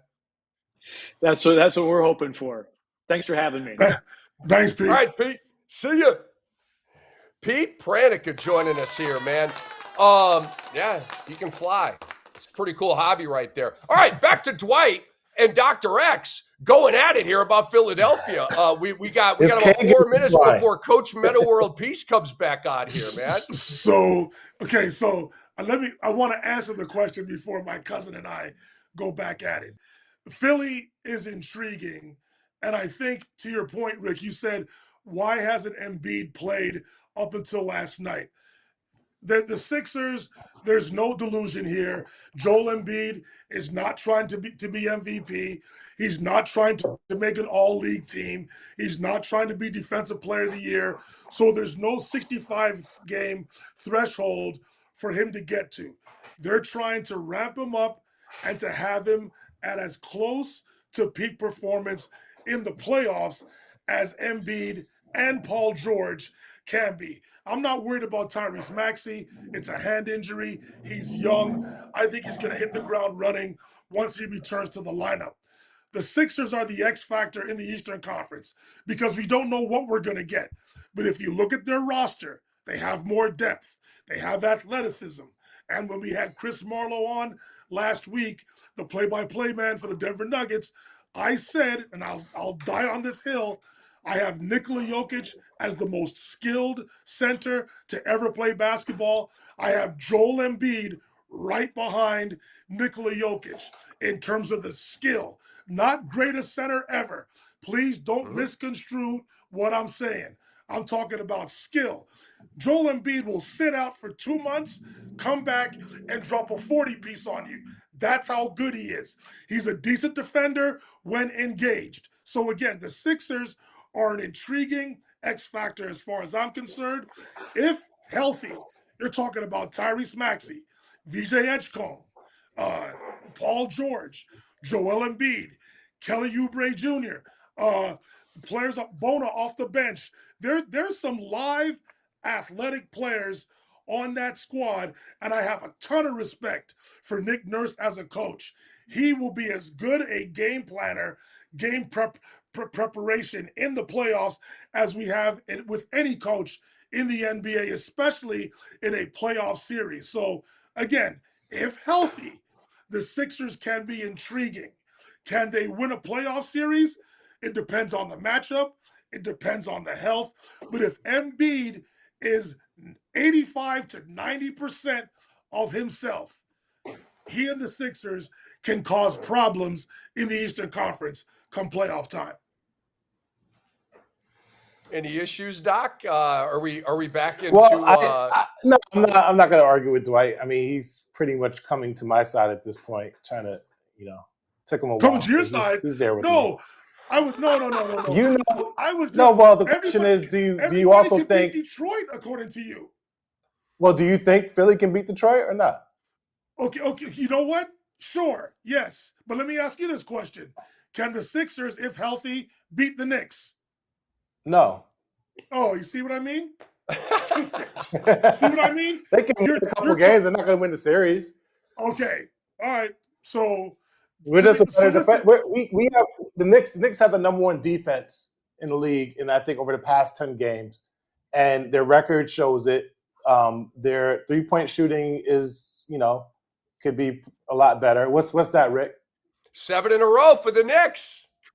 Well, I don't really count that. I don't weight that too much because there's a lot of scrub teams that. I'm just saying they're rolling right now, man. I don't hear you guys complaining as much. We were struggling against some scrub teams.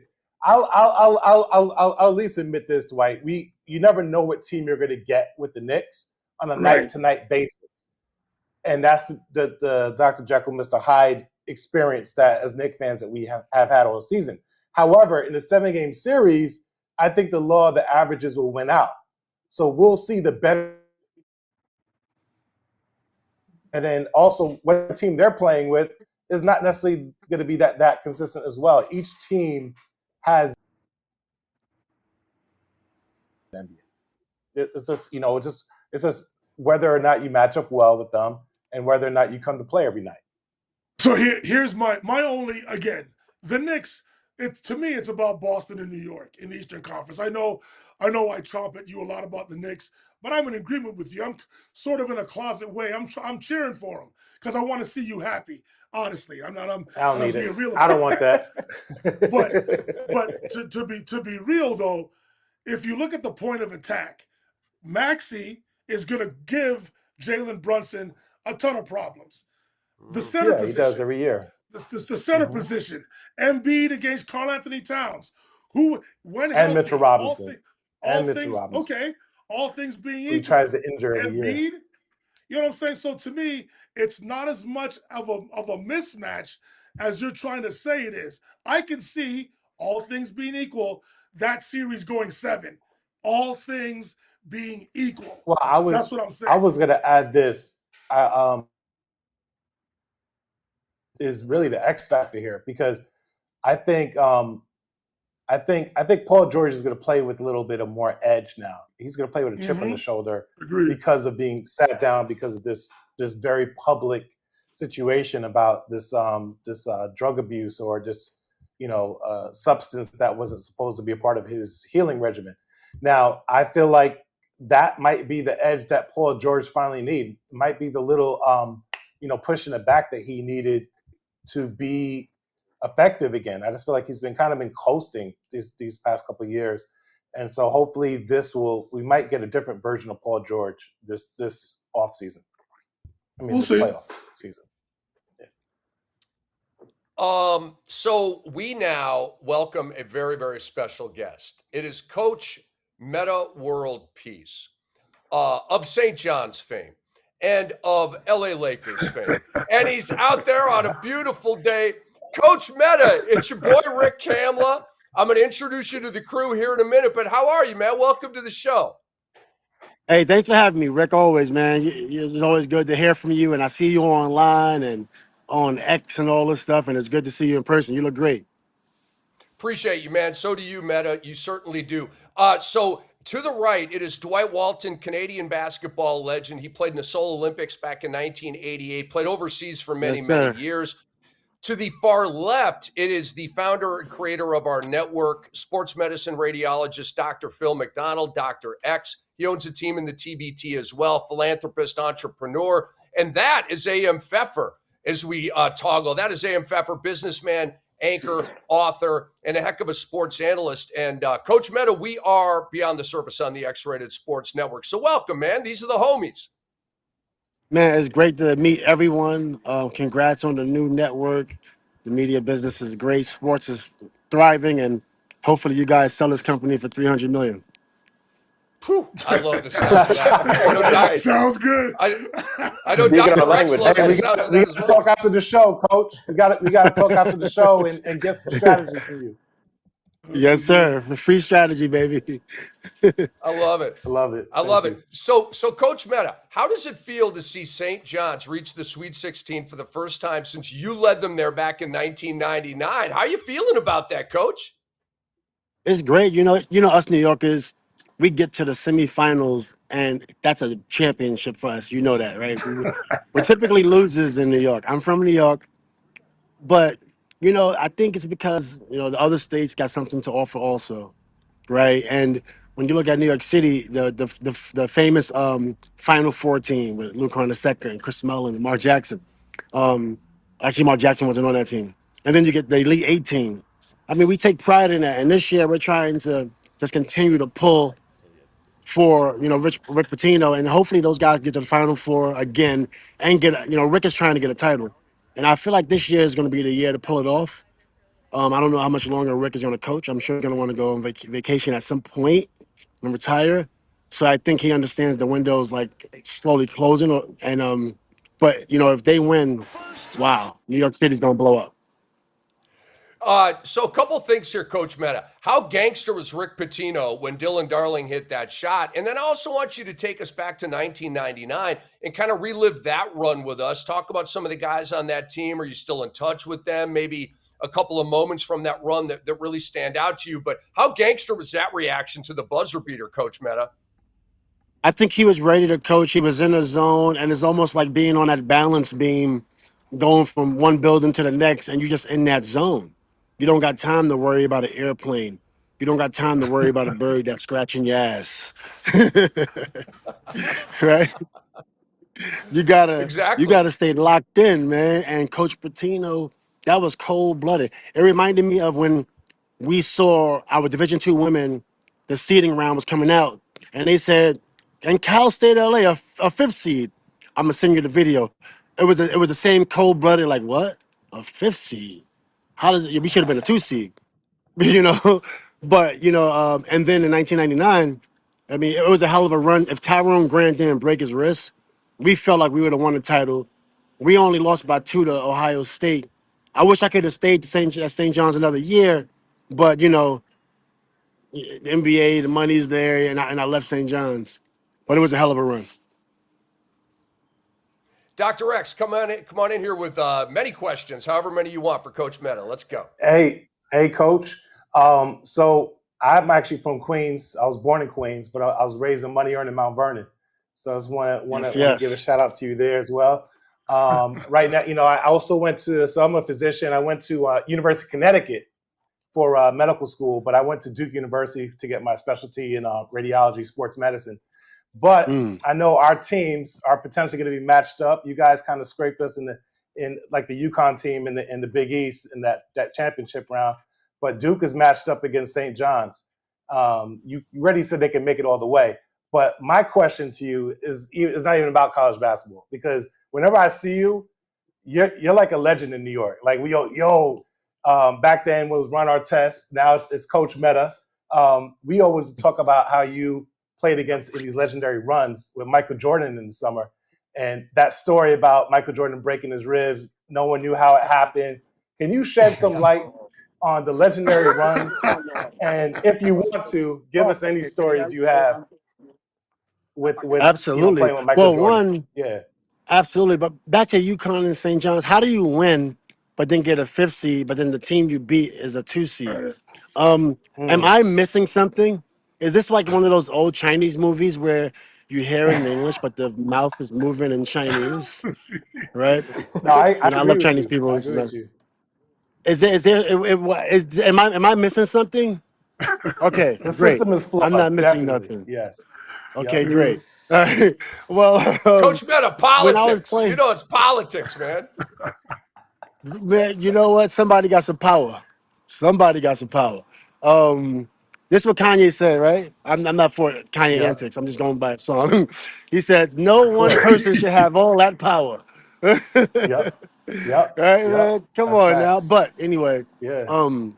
but moving on to like that run with Michael Jordan, it was interesting. So I'm a 19-year-old or 20-year-old, and my defense is already like on top. People knew it, but if you haven't played against me, you quickly found out. Like they first possession. So with Michael, when you was playing against Michael, he was just on his second comeback. Keep in mind, he was looking incredible. I mean, this guy, I was like, wow, he looking like the old Mike. So when we were tangling up, and when he actually had referees come to his open run. So 3 referees, imagine that at the open runs.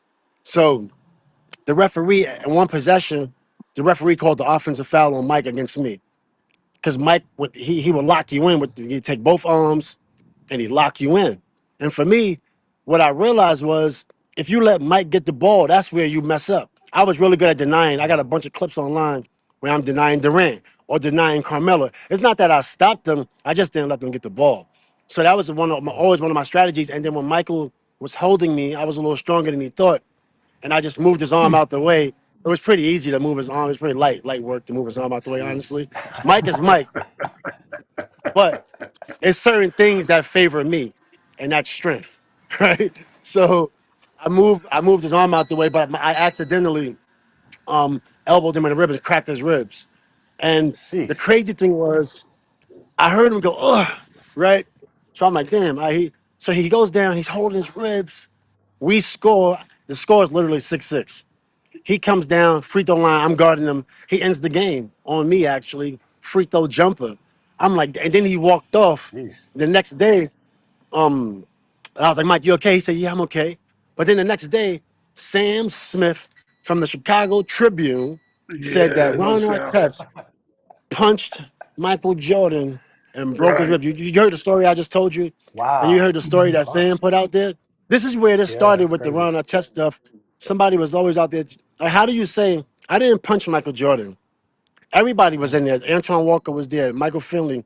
A lot of guys was getting locked up in that gym. They probably don't want to remember those days because it was claustrophobic. It's claustrophobic in there, I love it. I right? love that.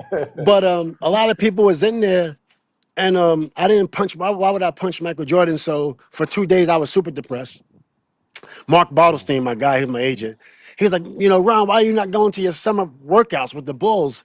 I said, listen, a story just came out that I just broke Michael Jordan's ribs. And I was really sad. I don't know why Sam Smith would do that. He never talked about it. And he should be held, he should hold himself accountable, come out and tell us where you heard that story from.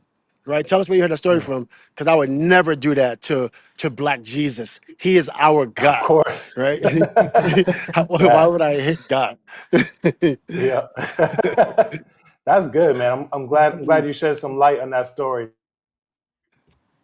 Absolutely, but I love Mike. I love MJ. Yeah. Dwight Walton, go ahead. What's going on, Peace? Thank you for gracing our show with your presence, man. This is an honor and a privilege. Thank you very much. Yeah, thanks for having Um, me. Listen, I've got a question. It's partially my question, but I have a question from a close friend of mine, Jay Prosper. We were talking before you came on the air with us today. He's asking, do people still refer to you or come up to you and call you True Warrior? And what was the genesis of True Warrior? Yeah, that's an interesting, great question. I love those questions because it brings me back. But so in New York, you're always gonna get a name. Once you start, how you doing? Good to see you. Once you start making a name for yourself in New York, it don't even matter if you're 13 or 12 or 15, whatever. That name gonna stick with you. So I went through many names. I was at one point I was oh man, my brother was the Land Rover. I was a Range Rover at one point. I was also something else, a bunch of names. Booby Smooth can tell you from Rucker, and and Cash and those guys. But then the True Warrior, that name came from I was radioactive. Right before True Warrior, I was radioactive because I just come on the court, I go hard. New York City got a lot of tricks. I'm locking all that up. This is when I want that to be very clear. All those little trick through the leg things did not work on this guy from Queens, right? I'm locking that up. So I always took the game serious. And then in the Rucker, they would be like, yo, this guy is just serious. And they said, True Warrior, that's his name, True Warrior. So I got my name from Harlem. I love Harlem. I got my name from Harlem, 155th Street, Rucker Park. And they just stuck with me. So in Harlem, they call me True Warrior, mostly in Harlem and the Bronx. Everywhere else, it might just be Ron. Very rarely will people call me True Warrior outside of Harlem. I Cool, like man. that. All right. AM Pfeffer, come on in here with a question for Coach Metta World Peace. Coach Metta, it is amazing to meet you. Thank you so much for joining us on the show. So Yeah, I'm nice known to around meet here as the you. business. I'm known around here as the businessman, and I know you have a lot of business interests. And I want to ask you, and I think there's a great story that a lot of people do know about you, but maybe a lot of people don't know about you, right? Your rookie year, you had a one-day stint at Circuit City, right, to get 50% off of electronics there, which is absolutely one of my favorite stories of all time. And I want to bring you to present day, where I know a lot of your ventures and your startups and a lot of the investing you do is in AI, in digital marketing. What do you think the league should be focused on the next 5 to 10 years based on where technology is right now? Or what are you focused on or working with those around the league specific to Yeah, technology? thank you. That's a great question. You know, sometimes it's hard to get in with the league. I remember, well, I'm doing some stuff with the league now, but the first time I tried to engage with the league, it was almost like, what? Ron Artest wants to talk to NBA Ventures for what? You know, but I was, during this time, I was already, went back to school for digital marketing because as an athlete, we can sell some product. You know, people scale us athletes. You give somebody a billion, you're making 10, you're making 15 billion, right? You give somebody a million, you're making whatever, right? And I was really intrigued by that. I'm like, how can this company sell sneakers, but I can't as an individual? So as that problem was just annoying me, when I retired, I went back to school for digital marketing, and I learned. Went to UCLA, digital analytics, social media. Cause I just didn't understand social media, and then business analytics. Like, how do I market a company and then sell it? I see everybody else doing it, right? And it's just like as an athlete, if you have that skill set, you know, then you're a real threat. Um, you know, in terms of the Circuit City one, I go back to that story really quick. I was a rookie, and I wasn't afraid of work. I'm not afraid of work, right? So when you got all this time off, you got this money, and I'm going out to Chicago, going to the art bar in Chicago. That's old school. People from Chicago, they're gonna be in my DMs. But you know, when you're going out, you drinking alcohol, you know, you're doing all it, and you're not. It's too much time on your hands. So after practice, I'm like, I gotta find something to do. So my friend was working at Circuit City. So I said, you know what, I'm gonna come work there with you because we play video games all day. And then when he go to work, I'm by myself. Once again, time could be your worst enemy. So I just applied for a job, and also just because you get paid, you know, call it at 999,000. That's what my first check was. To me, I felt like I was Bill Gates, right? I feel like, you know, this is 99, nine, right? And you know, I'm Bill Gates from Microsoft, but in reality, you're not. After tax, that is only 500,000. And if you bought one first class ticket, you're gonna see that number change.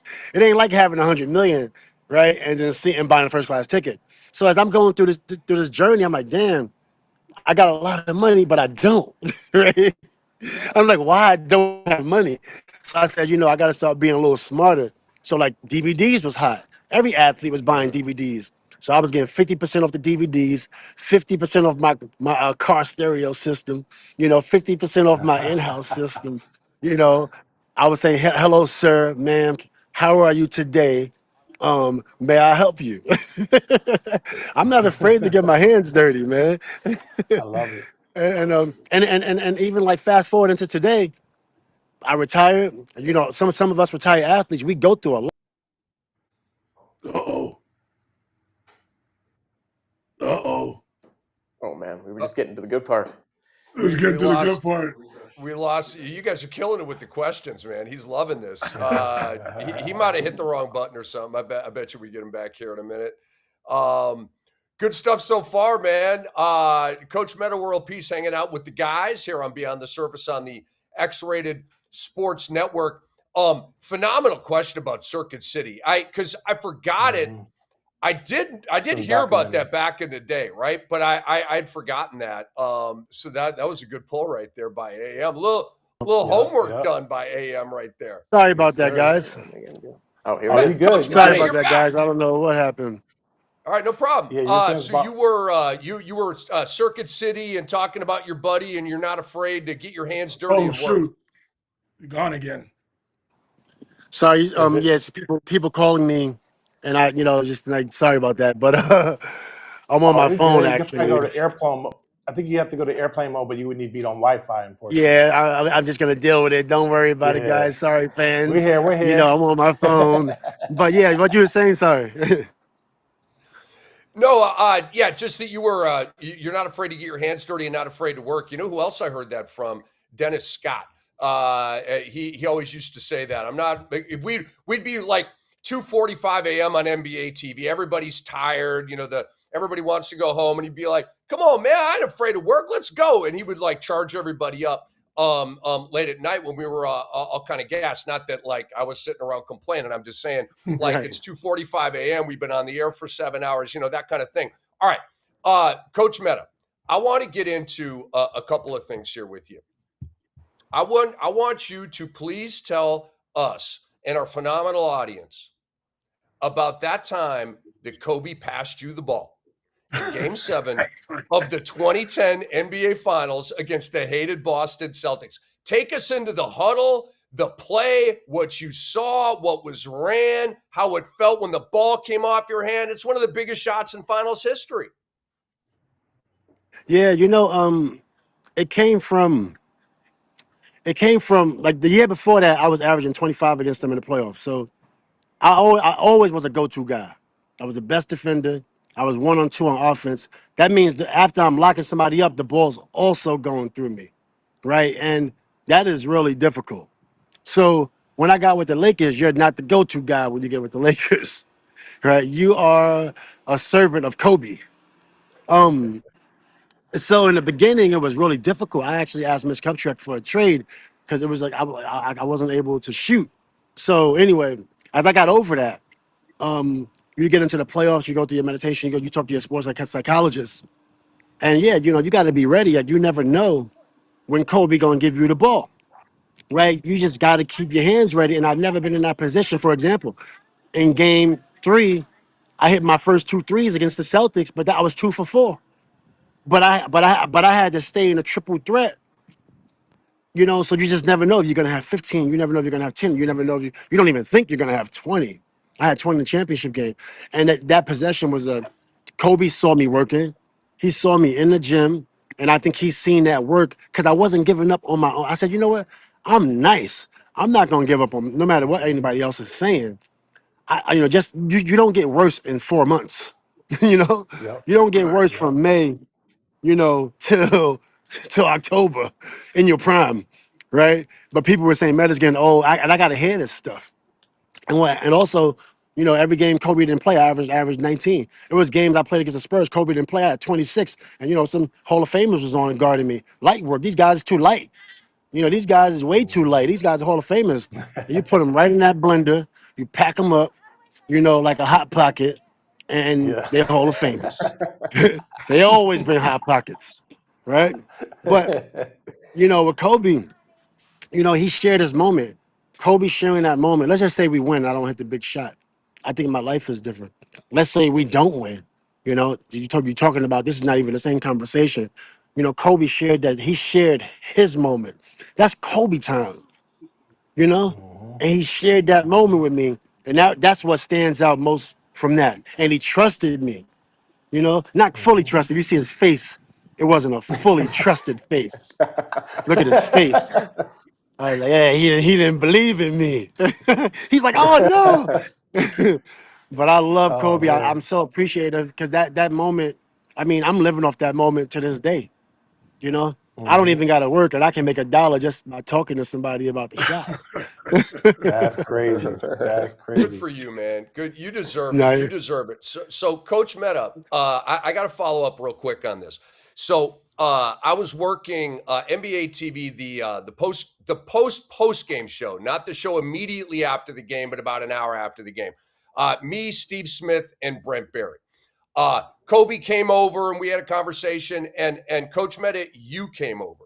And I said, this was on the air, and I love telling this story. I want to know if you have any recollection of this, or if you were in such a state of euphoria with the championship and with the celebration and stuff that you don't remember this, but I certainly do. So cameras rolling, live worldwide television. I reach my hand across the desk, and I shake your hand. And at the time, Metta World Peace, you are a champion. How does that sound? And you held my hand for a minute, 90 seconds, 2 minutes, like on the air. And I'm just sitting there, like leaning over, like, hey, he ain't letting go of my hand. Cool, I'm going with the flow here. But it's a moment I will never, ever, ever, ever forget. Do you remember that at all? absolutely. I remember everything about that moment because I never thought that the basketball guys would put me in that position. Because not only was I going through my own personal stuff, that's one thing. The other piece, I was also self-sabotaging and being detrimental. And it definitely wasn't all my fault. Some of it was just environment. You be from Queensbridge, you be thinking differently. Right? But then some of it you can control. right? That's the good thing about the creator. He gives us the ability to make decisions, and I feel like I wasn't making the best decisions. So I honestly, I said, you know what? The basketball gods is never gonna reward me. You understand? So to get rewarded with a championship, I had one, and you know what? I'm happy. I wish it was two. I wish it was three. But that day, life was complete. You know, and it just went to show me, you know, when I went to St. John's, I turned St. John's around. Went to the Bulls, was turning the Bulls around. They didn't want to leave me. I left. I got traded because I got in trouble. It wasn't because they wanted to get rid of me. Went to Indiana, turned that around. Went to Sacramento. They was at the bottom before I got there in February. Almost beat the Spurs. They won the championship. You know, went to Houston. You know, and it's like I knew I was always that type. That's not the issue. The issue is, can you sustain it mentally for a whole season? You know, and to be able to get through years and years and years of roadblocks, my own roadblocks, you know, and it all came out. You understand? It all came out. So I was so happy to talk to the media. I was so happy to get my Wheaties box. I was so happy, you know, I won a championship. I didn't take my jersey off for I think 7 days. I think I had my stuff on for I think I had it on for a long time. I know I went to the club that night in my jersey. My tape still in my hands. Yeah, I had the same boxes going for a while. So Hey, did you shower with your jersey on like 3 days No, I later? Is didn't that where you go? shower. No, I didn't shower. I was out partying. My night Ah, I love ended. it. Yo, my night ended that night recording Champions Part Two with Dr. Dre in the booth smoking a blunt. That's how my night ended. Dr. Amazing. Dre has the session in his computer. He literally has. We got one verse recorded and never finished the song. They never finished the song. hey, Coach, I Um, got another go question. ahead, go ahead, Dwight. Another question for you here. Listen, you obviously you were known as a lockdown defender during throughout your career. Um, I'm of the opinion that the skill set in the NBA today has never been better. You hear statements that they don't play defense in today's NBA. I think it's because of the skill set of the players to where I think it's more difficult to play NBA to play defense in today's NBA. So the questions are, do you think it's easier to score in the NBA today? And is there a lack of defense, in your opinion, in today's NBA? I think the rule changes, right? So we don't want to discredit the players. We don't want to discredit the players from the '90s. We don't want to discredit the players from today because they're really good. I think more of them are good. I think if you look at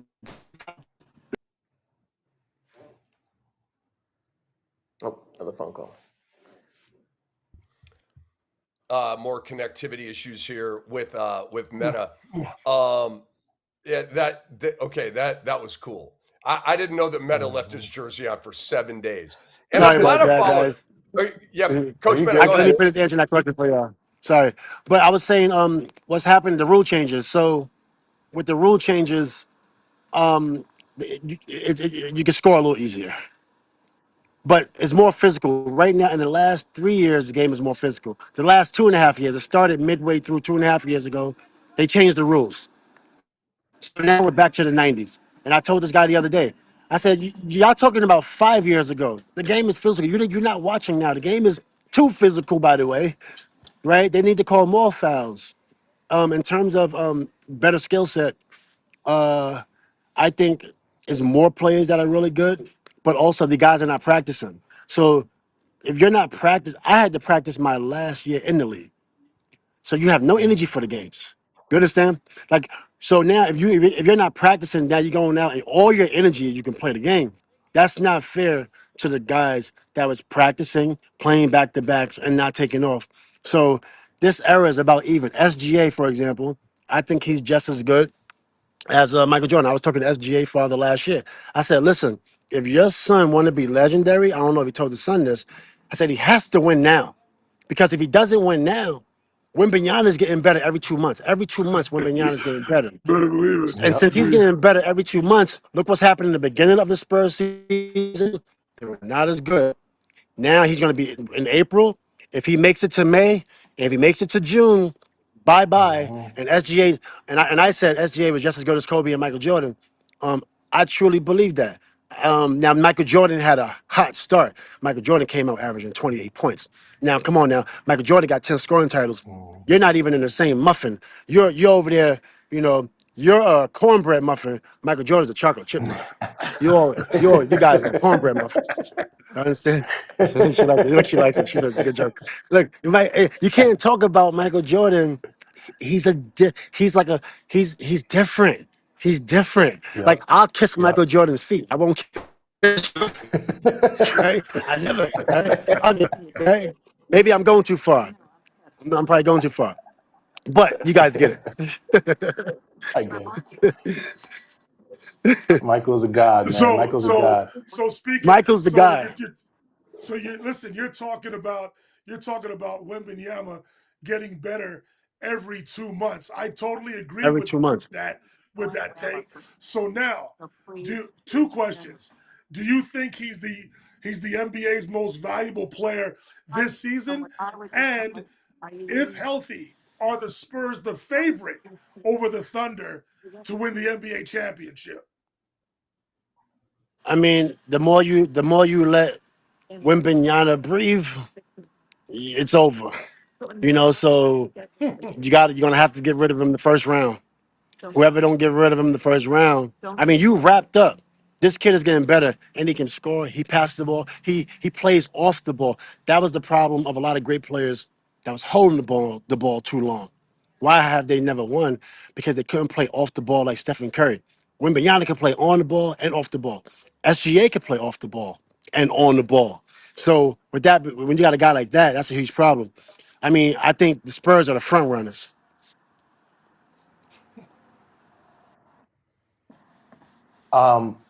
Give us a story about the ring when you won that championship ring, and I heard that you sold it or you auctioned it off. Did you ever get it back, or what's the story on that?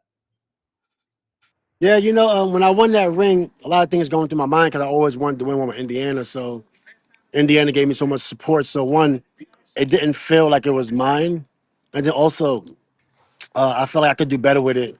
You know, I don't even wear jewelry. You know, if I feel very awkward with jewelry, honestly. So I said I can do better with it if I just raffled it off. And I know a couple people came to me and wanted me to auction it off. Yeah, man, I heard you're gonna get rid of your ring. You should auction it off.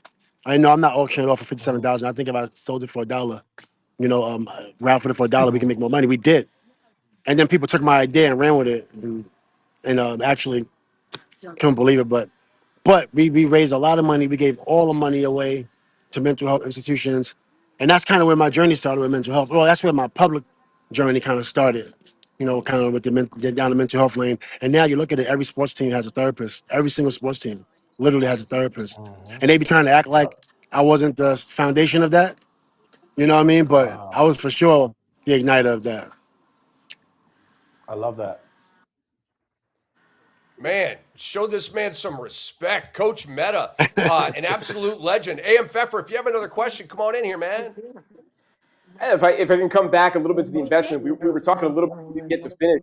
Maybe you could just tell us a little bit about what you're personally investing in or what Yeah. you're telling others in the NBA to invest in. Where do you think it goes in the next 5-10 years? Well, you know, sometimes initially when you're 99, once you listen to "Ball Till You Fall," and you make your first check in the NBA, you're trying to ball till you fall, and a lot of athletes actually ball till they fall. So we was getting a lot of misinformation back then. I want to say now that we're giving ourselves information and taking in better information, um, you know, it takes a while for you to get on your feet, right? If you don't have a background in, you know, looking at investments, how are you going to know what to invest in?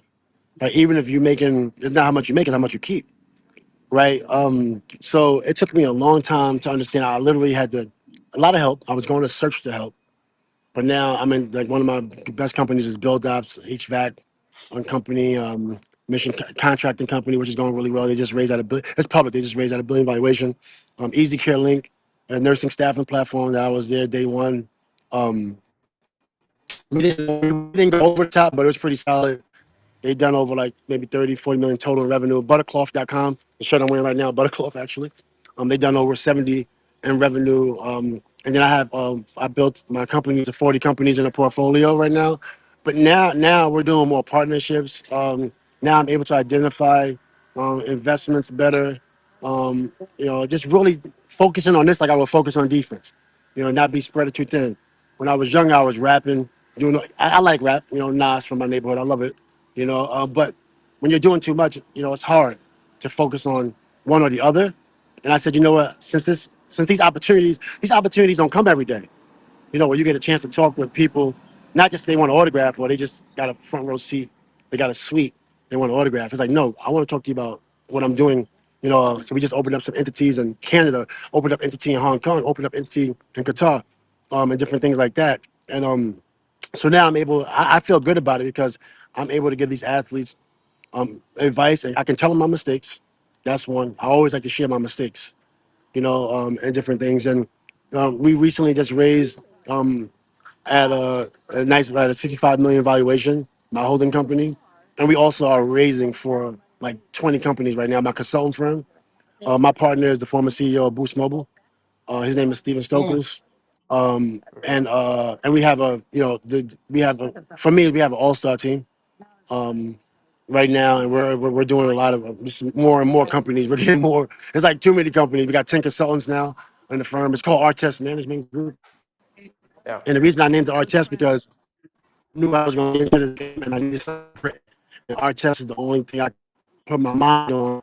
I knew this was going to be something impossible that I'm trying to pull off. And I said, I'm going to, and when times get tough, who you going to call on? You're going to call on Artest. So that's why I named the company Artest Management Group, because we're in it for the long haul. I like that. Coach Metta, I am so Absolutely. proud of you, man. I am so proud of you. Yeah. The involvement of you as a human being is incredibly Oh, impressive. 100%. I agree. Super 100%, happy for yeah. your success, man. And I'm so glad AM asked that story. I do not have a business brain. He does, and obviously you do. I could see Shark Tank calling you up here pretty soon. Would you go on Shark Tank if Mark Cuban wanted you on there?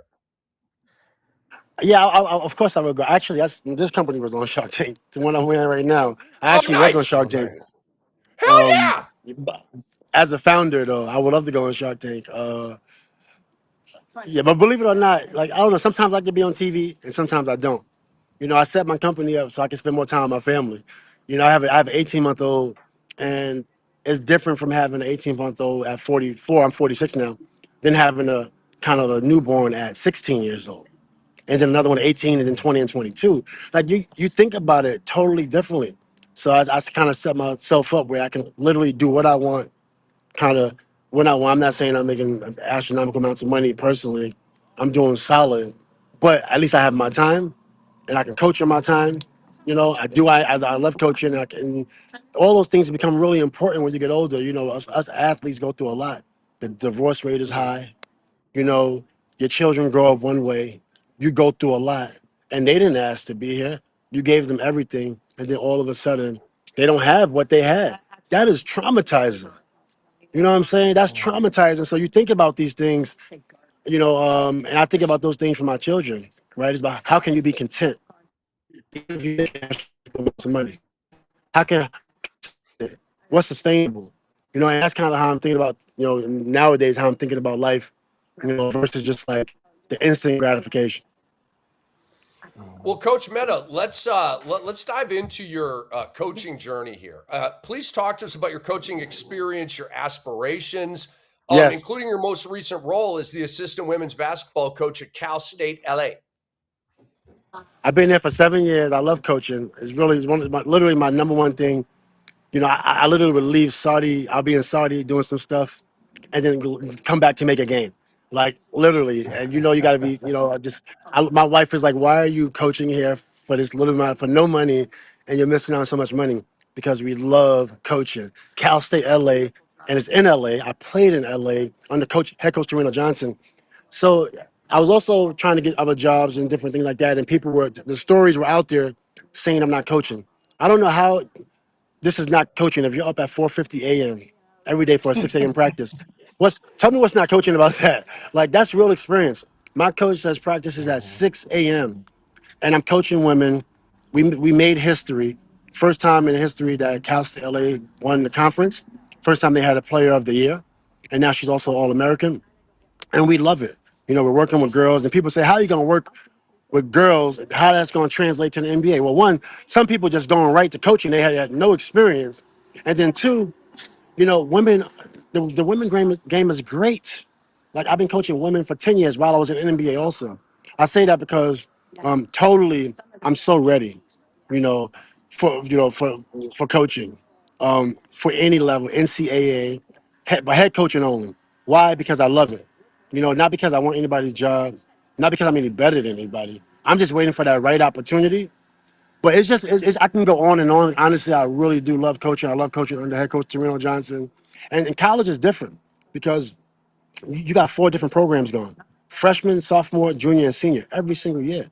So you always got a freshman program and you always got all the way up to a senior program. You know, so you got, and people say, well, how are you going to have patience?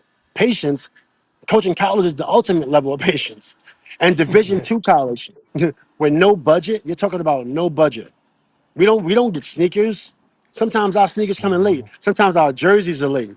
You know, when we're traveling, we talk about food, yeah, we eat, but it's different. It's not like St. John's training table, you know? So I have a lot of patience and I'm super happy coaching in Division II women's basketball. That's like that. amazing, man. That is amazing. Correa George says, one of our great audience members is a former coach. Love these coaches' interviews. Always great to get the other side of them. She also had very nice things to say about Cal State LA, that it's been a pretty decent program here over the years. Yes, we turned it around. You know, we haven't been to the NCAA in 20 plus years before we got there. You know, we turned the first time they had 25 wins. I think we got 25 wins this year. We would have had more. I got stuck in a snowstorm. I went to the Big East to go get an award. And keep in mind, I turned this award down 3 years because I coach women. So since I coach, I can't make the Big East because we can play at the same time. So this year I said, listen, I'll go get my award. I need to be on the next flight smoking to Central Washington. Well, I go get my award, right? I go to Central Washington, get a big snowstorm. I get to Seattle. I try to drive 2 hours. The highway's closed. It's so much snow. I missed the game. I literally missed the game. Unbelievable. I missed the game, and I'm still sick. I'm not even supposed to be here right now. I'm supposed to be coaching. I'm not supposed to be here right now. I'm supposed to be coaching, but you know what? Luckily, we made history. We still won the CCAA. We still was the #1 scoring team in the league, top 10 in the country. We still was #1 in assist to turnover ratio in the country. We have an All-American. So it's like so many good things happen this year. Good for you, man. That is absolutely incredible. Now, Coach Metta, I want to go back to Kobe for a minute. Super curious.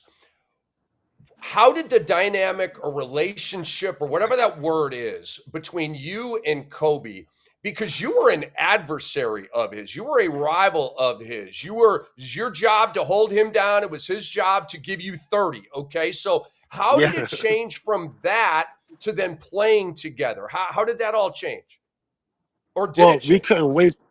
You know what? That first practice, I couldn't wait. Once when I knew I was signing, and you know you're gonna have a 3-on-3 full court shell defense, you know something you're gonna be up against Kobe, and he couldn't wait, and I couldn't wait.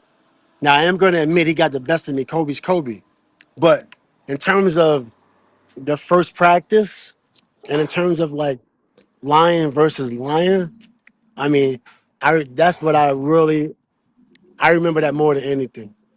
I remember us jawing at each other, you know, being super physical. Because Kobe, he wasn't that strong, but he's very physical. He don't take a step back, if that makes sense. So, Yep. and then after I think our first week in practice, Phil just put us on the same team because at the same time, you know, I'm 260. So every time I'm, you know, and, you know, my teammates, Jermaine and I'm gonna tell you, Steve Jackson, I'm gonna tell you, Johnny Salmons will tell you, when I'm in practice, I'm going at your head. You know, I'm going at your head. So yeah, Kobe could take it, but I think it's a risk of injury. It's a risk of fighting. It's too much of a risk, I think. So I think he put us on the same team, and we just built that chemistry. We built, and then it was just that was it. I became a servant. I learned how to become a servant, and that was it. Just follow your leader, and that took me about 3-4 months to actually, follow a leader. And then after that, like, what do you need from me? Which is it was a great life lesson because it taught me to this day how to work. I don't need to be the guy all the time. I love it. I have Love one that. last question, and the guys can come in with any more if they have. You also played against LeBron James. So you came into the league in 1999. He came into the league in 2003. So, I mean, one of the best defensive players of all time is with us right now, Metta World Peace. And he guarded Jordan. He guarded Kobe. He guarded LeBron. I mean, how cool is that? There's nobody better to ask you about these three guys. And I'm not even asking you to compare. Just like guarding LeBron. Talk about that, how difficult it was, some of the wins you got against him, some of the losses you got against him, but just overall, I mean, you mentioned you're 260, but Metta, you 6'6", 6'7", if memory serves, and we 6'6". know that LeBron is 6'8", 6'9". So how did those matchups go? His first year he was 225, 230. So that first year, he was still strong. Keep in mind, but not as strong. I think within 3 years, he was probably, I don't know, not as strong, but very strong. I think within like 6 years or 7 years, he's probably a little stronger, but definitely quicker and can jump higher, which made his strength overwhelming. Because he might not have been as strong, but when you could jump that high and run that fast, and you got that much of an IQ, that's a huge problem. That's a huge problem. And he always gave me issues. I had some good games. I can go back on some tape. I think he has a really good team. So those clips are not on YouTube. Um, but you can go back and you know, I got some clips in my head. That I'm like, hold on, I want to see that jumper when I started at the free throw line, you know, and hit the jumper. Where this clip at? Or when Yeah. I had 30. I had 30. Where's that? But I think that was few and far between. LeBron definitely got the best against me. Is When he you average out all the games, is he the toughest matchup of your defensive career? Jordan is the toughest matchup. Okay. Jordan's definitely the toughest. They're different. They're all different. Like they're different. In my prime, I didn't see Kobe a lot. I was suspended. Then I went to the West.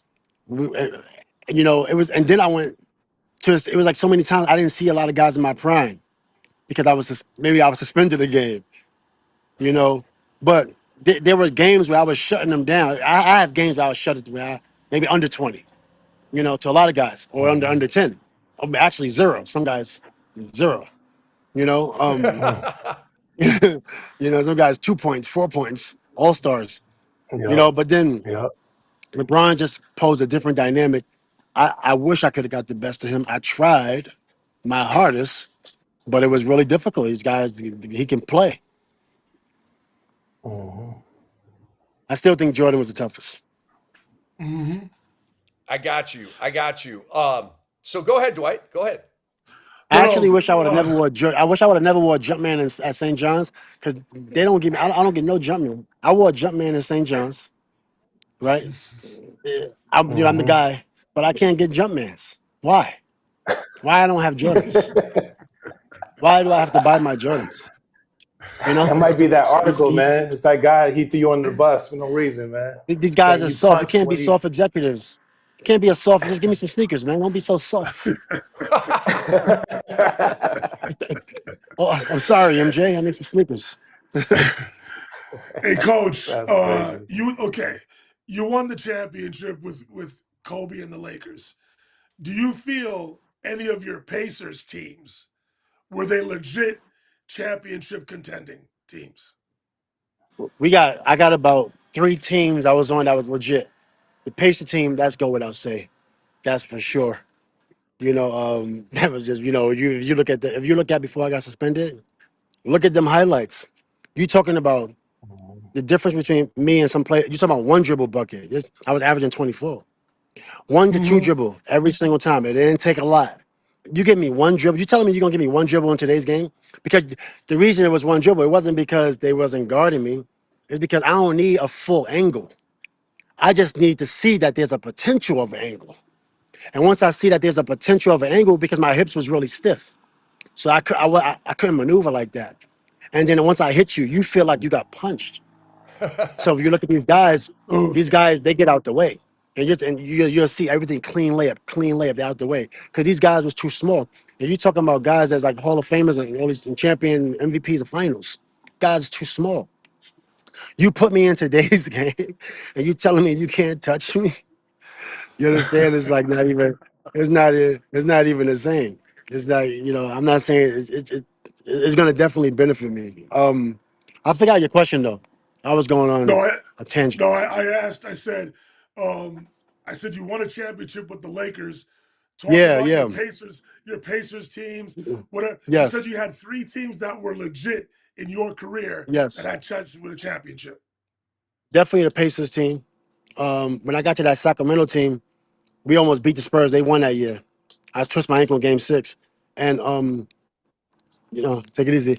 And they broke up the team. We get there, we go from last place to almost beat the champions, and then they break up the team the next year. That Sacramento team was really good. But then it's that Houston Rocket team with Yao Ming, Dikembe, and T Mac. Yep. That team was And sick. Scola, Wow. Hmm. right? And Wasn't Louis Scola Rafer on? and Scola. Was Kyle Lowry, Rafer on that team too? Rafe Austin. We was the only team to take the Lakers to 7. We was the only team to almost beat the Lakers. They ran through everybody that year. You know what I mean? They ran through all these Hall of Famers, ran through them, but not us. And you got to think about that season. T Mac got hurt. T Mac wasn't even playing in the last half of the season. I was only playing 5 minutes to start the season. I was playing 5 minutes a game. I was pissed. But then T Mac got hurt. I came in and started, and it was lunch food as usual, right? Lunch food as usual, right? And me and Yao was like the 1-2 punch, but we had a great team. Shane Battier was incredible. All these guys, Chuck Hayes, incredible, right? But then Yao Ming breaks his foot. Keep in mind, we blew the Lakers out game 1. We blew them out game 1, and then we was winning. Yao breaks his foot. We still take him to game 7. That team might have been one of the best teams I was ever on. And Wow, the other fantastic team we had characters too, too. the team that we played really bad. The team with me, Nash, Kobe, Dwight, Powell, Antoine, Yeah. Jameson. Yep. You talking about Yep. 20,000 scorer off the bench, and we had more. I can't even remember all the names. Nash back was hurting. Dwight just came off of surgery. I wish we would have had Dwight a year later. Nash was he had a back injury. How you doing? And then Powell, and then Dwight wanted the ball too much. It wasn't all Dwight's fault that year. It wasn't all his Yeah. fault because one, he had a bad back, but he also wanted the ball too much. Like Dwight, wait till Hmm. next year, right? Right. Because Mhm. the disc was the size of a softball. That's what they took out his Mhm. back. And then the fans was Mhm. bothering him too much. So I had to protect Dwight from the fans. That team was just discombobulated. And then Steve was hurt. So Steve was hurt, but they also was like upset at Steve because he wasn't really performing, but he was hurt. And it was just too Mhm. much going on with people that was hurt that was so demanding of the ball. I'm like, guys, we got Pau Gasol.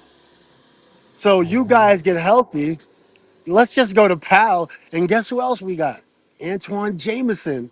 You, Yeah. I, Mhm. I need a better word. you know, Yeah. Yeah. Yeah. Yeah. we have Antoine you know. Jameson.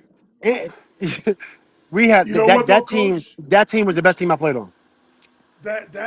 Mhm. That year you talk about Dwight Howard, he had just had surgery, as you said, Yes, about a month, and he came back too soon, as far as I'm concerned. And listen, he felt the yes, wrath of yes. the fan. He felt the wrath of the fans that year, but he still averaged 18 and 12 that season. He had a very good The season. problem was he had a solid season, but the problem was we would be up. So keep in mind, we were up in a lot of games. Then they would start fouling him. So when they started to foul him, you know, and he's still in the game, he was missing a lot of free throws.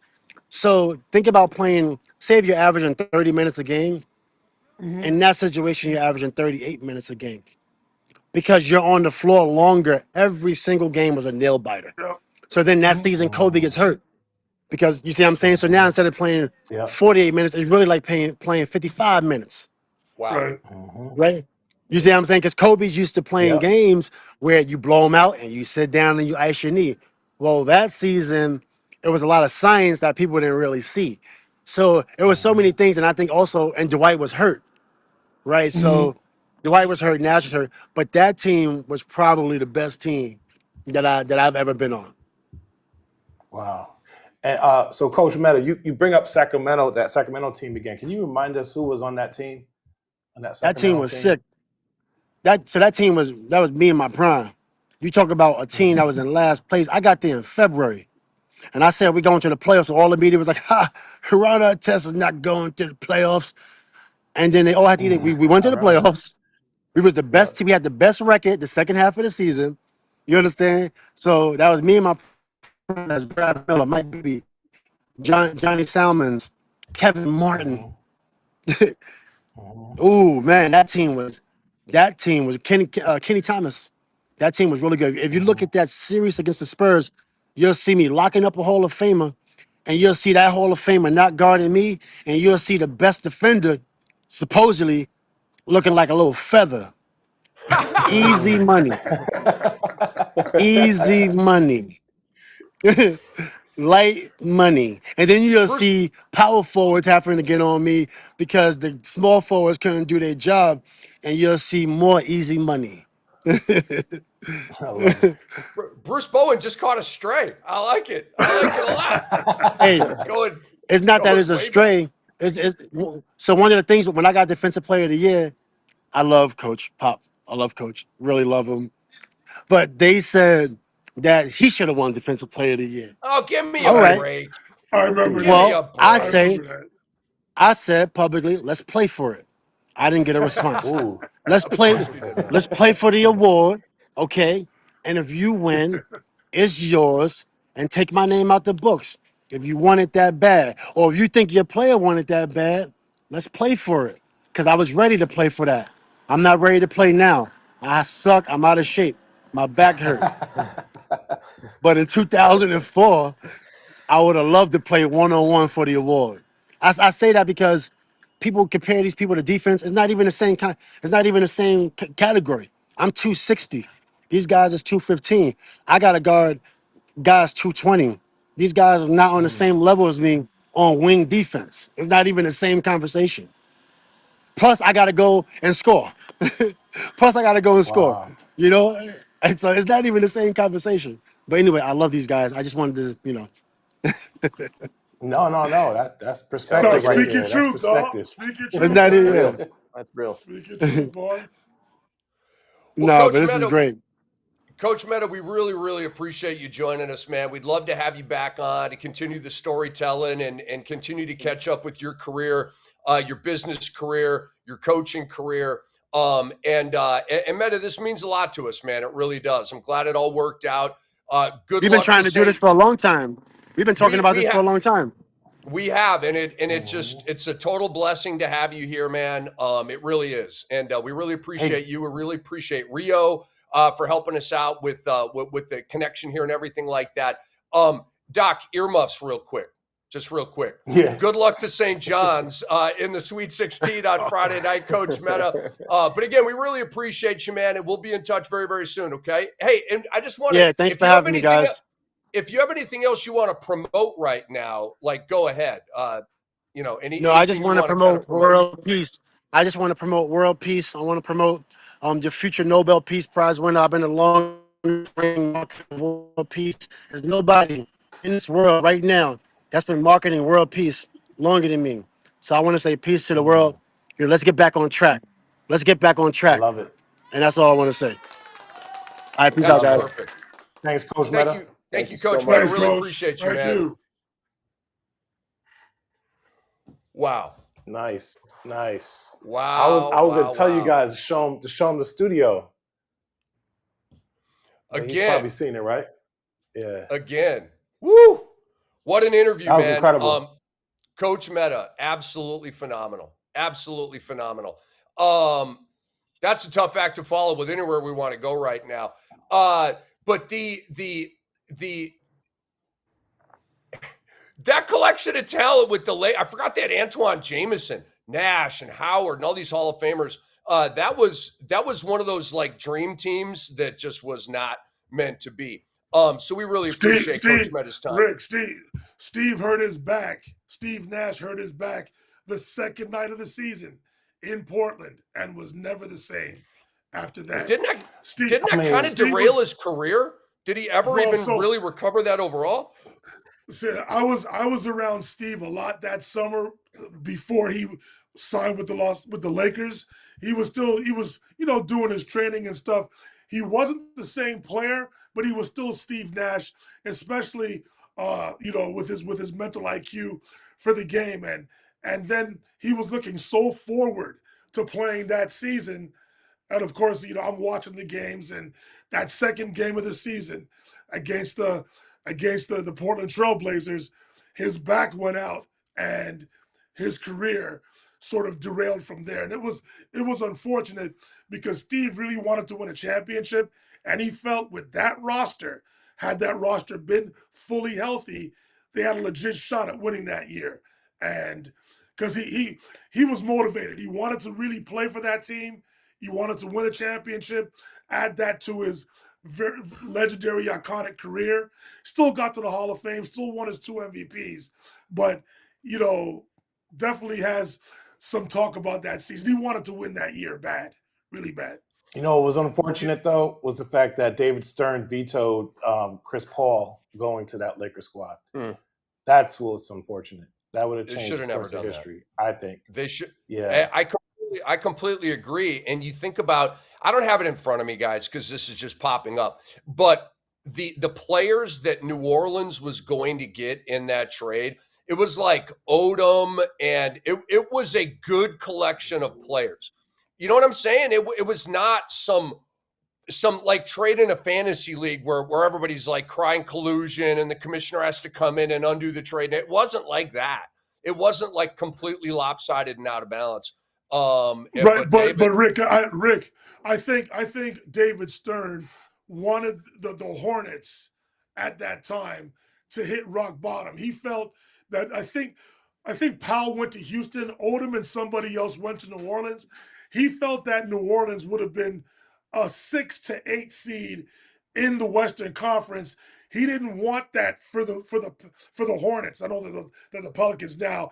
He wanted the Hornets to hit rock bottom so they can get a draft pick, which ultimately turned into Anthony Davis. And have that franchise build around him. That's what I think Stern wanted to do. Okay, so hold on. I know we're in a rabbit hole right here, so let's keep this kind of quick. Okay, so I gotta remember the timeline a little bit here. So when David Stern vetoed that trade, the NBA was still operating the Hornets at that time, right? Yes. That was before the Benson family took over, right? Yes. All right, so I guess it was within their power as the entity running the team to veto a trade. But again, it was a fair trade. But yeah, that's that. And so I've always said this, like when I talk about the NBA cooks the lottery. I don't think they cook every lottery. Maybe they do, but I know they've cooked. I don't know, but I speculate and conspirize that they've rigged a couple of them. And one of them I thought was the New Orleans getting Anthony Davis, right? Because the Benson family took over and bought the team. Bam! You get the #1 overall pick. I just do not think that's a coincidence, but I'll just check up there. All right, it's wait, we got to finish the Philly topic here. AM Pfeffer, are you feeling Philly? We'll wrap. I know. I mean, it's been an hour later, but we had Coach Metta. So Philly head all wrapped up back to back. I know. So let's reel it back in. Are you feeling Philly? AM. Yeah, I mean, I'm not particularly feeling Philly as like a separate entity who's going to make any real noise out of the East. But I am feeling where the Eastern Conference is exactly at this moment, including where Philly is at this moment. Now, what do I mean by that? first of all, are Knicks in the 3rd position. I want them staying there, okay? And Toronto is currently in 6th position, and I want them staying there. I want to play Toronto, right? Let Detroit and Boston deal with who's got to come out of 7 through 10, which I think Philly should be in. Because I love Atlanta rising where they've been. Let Cleveland deal with Atlanta. The Knicks have dealt with them before. So I love where this is going. The only thing I would trade out, personally, I'd like to see the Miami Heat fall down to 9th, because I like the Magic in 9th and 10th. And I think Charlotte and ultimately Philadelphia kind of where they should be in 7-8. That would be cool to me. So, but like, look at last night. We were talking about VJ Edgecombe, right? I mean, they put up 157 last night without Maxey, and VJ was 7 for 9, 22 points. Like, they're deep, man. They're a good team. Embiid and Paul, like, come on, those stat lines and what they are. Like, I don't want to play them. I don't think any other team. I mean, Doc, you're making a good point. It's like, yeah, Detroit's scared of them. Every team is scared of every other team coming out 1 through 10 in the East. But like, am I feeling them? I'm feeling them enough to say I want them in the 7 or 8 position, and I do think that they ultimately end up in the playoffs after the play-in. But they gotta fight for their dinner. They gotta end up in that 7-8 spot. I don't want to see them in 5 or 6.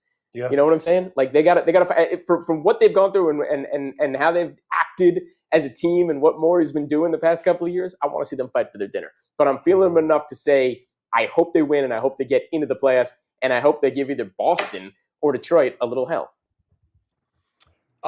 Doc feels about the Pistons like I feel about the Cleveland Cavaliers, man. Not much. Exactly. Not much. Exactly. Not much. I'm not buying. Yes. I'm not buying. I'm going to keep shopping. Yes. I'm not buying. I'm going to keep looking. Okay.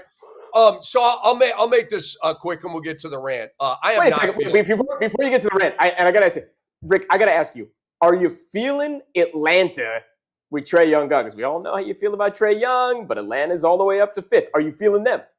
What I will admit is that they are playing better basketball without Trae Young. It's hard to not admit that. I mean, I see it, you see it, the whole world sees it. So I'm still a Trae Young guy, but it's all about fit, right? And I think he can be an absolute badass on another team with another coach and another system. But Quinn Snyder and they're a very analytical team. They want to play fast. They want to jack up threes, and they want to create those numerical advantages, right? And they're relatively deep. They're not super deep. They go 7 deep. They come off the bench with Kuminga and Reece Shea. I'm not a huge Jock Landale fan, and I'm not a huge Gabe Vincent fan, and they're your 8 and 9. So they go 7 deep. All right. But I do want to pour water on Atlanta's run here, 14-1 in the last 15. Guys, I looked this up. They have 2 good wins. 2. I'm not making this up. And you guys debate with me if these are good wins. They won at Detroit last night without Cade Cunningham, and they beat Orlando without Franz Wagner. Those are the 2 good wins in their 14-1 stretch. So, and I lived there 11 years. I worked on the home of the Hawks for 7 years. I know the experience. Hawks fans can't have nice things. They just can't. It's just one of those teams. Something's always going to happen with this squad. Come on, Rick. It's hard to win in the NBA, man. Come on now. And good teams beat who they're supposed to. So that's the other side of the argument. I'm not mad at the Hawks. And they beat the teams they were supposed to. I'm not mad at the Hawks. I'm just saying. Daisies, carnations, tulips. I'm not mad at them. You're right. The schedule is what they've beaten Brooklyn twice. They've beaten Washington twice. They've beaten Milwaukee twice. And another crappy team they've beaten twice that's escaping me right now. But they've got 8 wins against horrible teams in that stretch. And then the other ones aren't good either. So I'm not like taking credit away. You know, you just asked me if I'm feeling it. And I'm like beat Boston at TD Garden, beat the Lakers at Crypto, beat the Spurs in San Antonio. And then I'll be like, okay, they have beat Detroit the Hawks have on not their arrived. home court in overtime. Oh, wait, that's what happened last night. Okay. No, it is, but no Cade. No Cade. Yeah, without Cade. I mean, so what? Without Cade, Detroit's still the #1 team, and they're playing like it, right? They've rallied Yo, around, man, and your going into boy that Bickerstaff, Coach of the Year, is Going still into Oh, that he getting is it my done. coach of the year. He is my coach of the year. Going into that game last night, Rick, the Pistons were what, 9-2 without Cade Cunningham? Oh, I get it. So, Yeah, I get it. I get it. Come on It's now. Doc Sky Danish Jenkins, man. By the way, I was listening to it's not Danish Jenkins, it's Danis. It's Danis. They were It's Danis, they were yes, they were yes. saying that Okay. on Peacock. No, I think Yeah. ESPN last night. It was Mark Jones and Tim Legler on that game. As a matter of Mhm. fact. All right, here is shout out to them, by the way. All right, here's my rant, guys. Oh, pardon me. I got to give you the Philly take, just super quick. I am not AM Pfeffer going to be seduced by a 20-point blowout against a dying Bulls team whose coach, Billy Donovan, is more busy packing his bags than scheming for the opponent each night. Okay? He gone. Billy Donovan will soon be named the next coach of the UNC Tar Heels, and Dr. X and Duke Nation aren't going to get an easy win against UNC anymore. I mean, I don't damn know about the rumor. I mean, I've seen it that they want him and he may go there, but I don't. I wouldn't die on that hill, as Dwight likes to say. Look, good for him. It would be a great fit for him, I think. Good for Embiid. Good for Paul George. They played NBA basketball. What, do you want a cookie? You want a cookie? You want a ribbon? You played basketball. That's all you did. You reminded us that you're Hall of Fame players with killer stat lines against a dead team. Good for you guys. Good for you guys. I have no idea when Tyrese Maxey's coming back, okay? You have the fact that Embiid and George are prone to quiet performances in big playoff games, Karl Anthony Towns. Okay, I would not say that these guys are choke artists like James Harden. I would just say they're inconsistent and unreliable in the clutch in big playoff moments, okay? Because they've come up big at other times too, right? And I love me some Nick Nurse. But this team looks good on paper. I am not feeling Philly. All right, I'll tell you what else I'm not feeling. I'm not feeling, as we go into the rant here, I'm not feeling Brandon Podziemski. And I'm not feeling Steve Kerr and his treatment of Brandon Podziemski. Pods needs to calm down, and his coach needs to wake up. Brandon Podziemski, when asked what he has learned about himself during this opportunity without Steph Curry, he said, and I quote, that I can do it. Do what, Brandon? Lose almost every single game?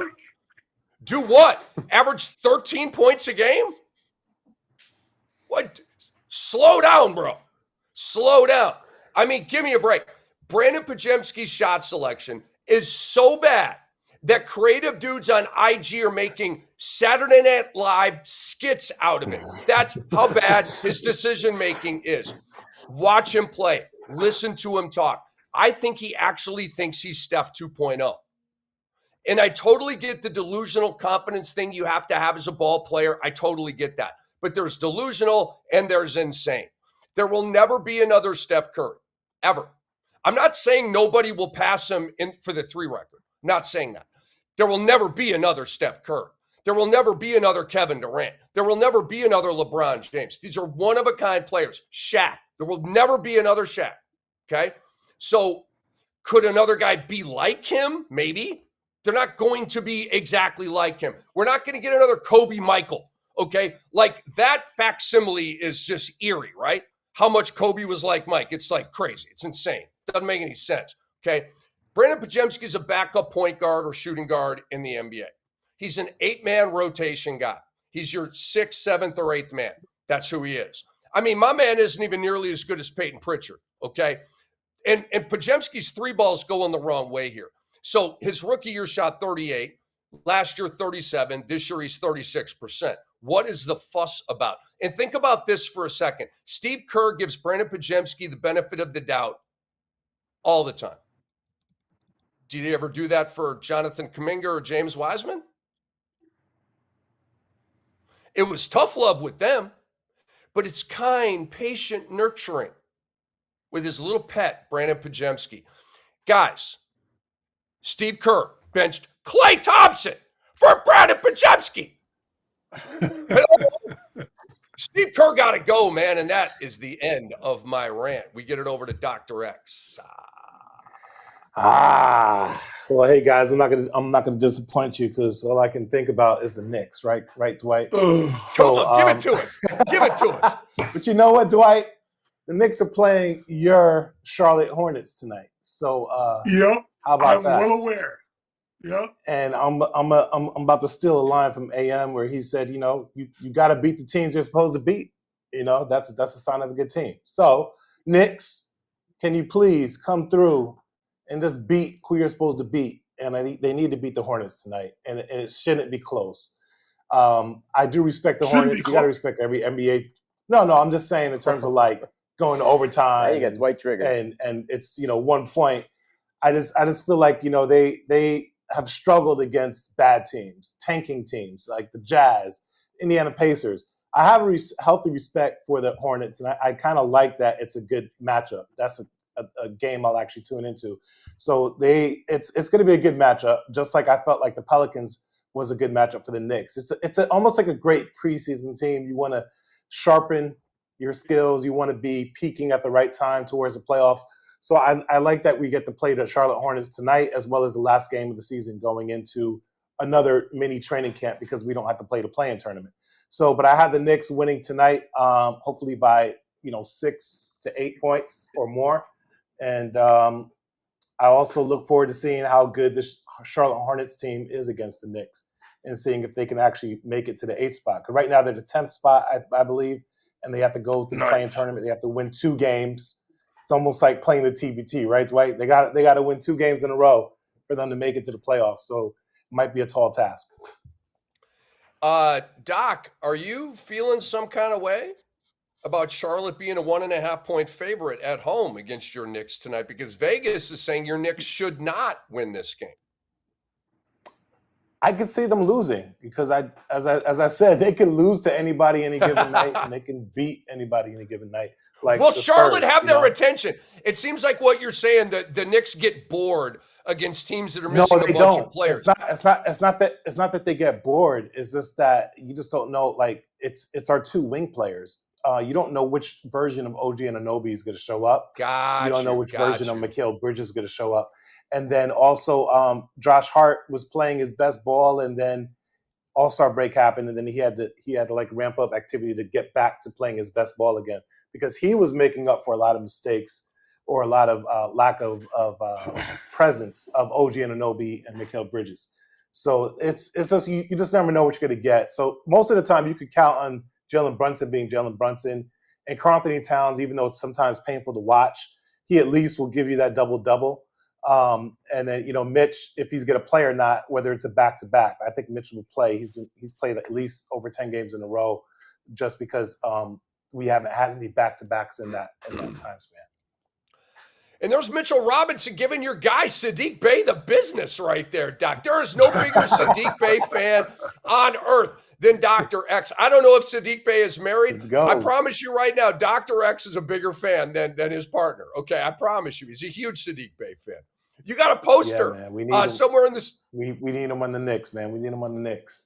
I like Saddiq Bey. I always have, dude. He's responded very well from the ACL. He's getting buckets. He looks like Saddiq Bey out there. All right, AM Pfeffer, rant away.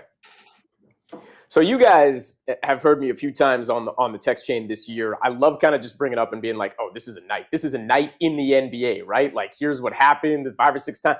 Like, this year has been incredible. And if you're just not a fan of this league, I don't get it, because last night was another one of those nights. I'm sitting here just looking at the scoreboard, and yeah, there were a couple stinkers out there. I mean, nobody's paying too much attention to the Jazz play the Wiz, but come on, the Hawks in Detroit, overtime, Jalen Johnson, like, making his case for third-team All-NBA, 27, 8, and 12. He was incredible last night. The Lakers staving off a furious run for the Pacers, who are for some reason still playing Zubac and Pascal Siakam. So, like, God bless them, because they're not tanking. They're at least trying. They know who they are and what's going on out there. Obviously, the 76ers putting up 157 and seeing Embiid back and seeing Paul George back on the floor. I'm just going down the list here. Come on. Celtics, Thunder. The Celtics making an absolute statement last night. And if anybody caught, because it was on ESPN last night, the slugfest that was the Timberwolves Rockets, just an absolute, battle defensive, but I don't think either of those teams had 45 at the half, right? And then the furious comeback. Ridiculous what was going on there. The Cavs, your not favorite Cavs, Rick, at home losing to the Heat, who've really been falling as of late, but like the Cavs kind of showing their true colors when they got to go up against a team like that. The Nuggets, who've had a tough time closing out games, getting it done. Jamal over 50 last night, right? Didn't he put up a 50 burger? Yeah. Right? It was unbelievable. 53, And then finally, 53. And then finally, and this is an interesting game, and I hope everybody was paying attention to it. The Clippers, Raptors. Raptors didn't even touch 100 points, right? And they and some of their best players, like Scotty Barnes, couldn't get 10 points. I mean, yeah, he had his usual stat line in rebounds and assists, but the Clippers, man, when they want to play, when they're that good, like Darius Garland had himself a game last night. Kawhi was Kawhi, and still showing you why he's in the top 10 in the league last night. And Ben Mathurin, I mean, has there been anybody better for his team? I mean, besides Kobe White in the trade, who we keep mentioning right down on Charlotte, who's just electrifying off the bench. Ben Mathurin off the bench since his trade out of Indiana. He's been amazing for the Clippers on the nights that they're good. Like, the NBA is so good right now. We are cresting towards the playoffs, everybody, and you get a night like last night. Pay attention. Dial in. It's too good right now. Love this league. Likewise. I want the Clippers to send GSW home in the PIT. That's what I want to happen. Bye, Steve. You're going to see it. You're going to see it. It's happening. Dwight Walton, you're bringing us home, man. What's your rant today? No, my rant is just going to piggyback off of my cousin's rant. I want to talk about my bandwagon team of this season. Last year, it was the Indiana Pacers. This year, it's the Charlotte Hornets. I am a fan. Charles Lee has put himself into the Coach of the Year conversation. I think Con Knippel is this year's Rookie of the Year.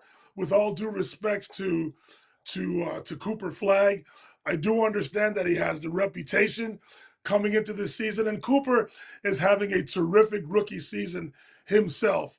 But what Con has done, Con is not just breaking rookie records. He is, in terms of scoring, is in the upper echelon of players that have been in the league for 5, 6, 7 years. So we have to give Con his proper respect.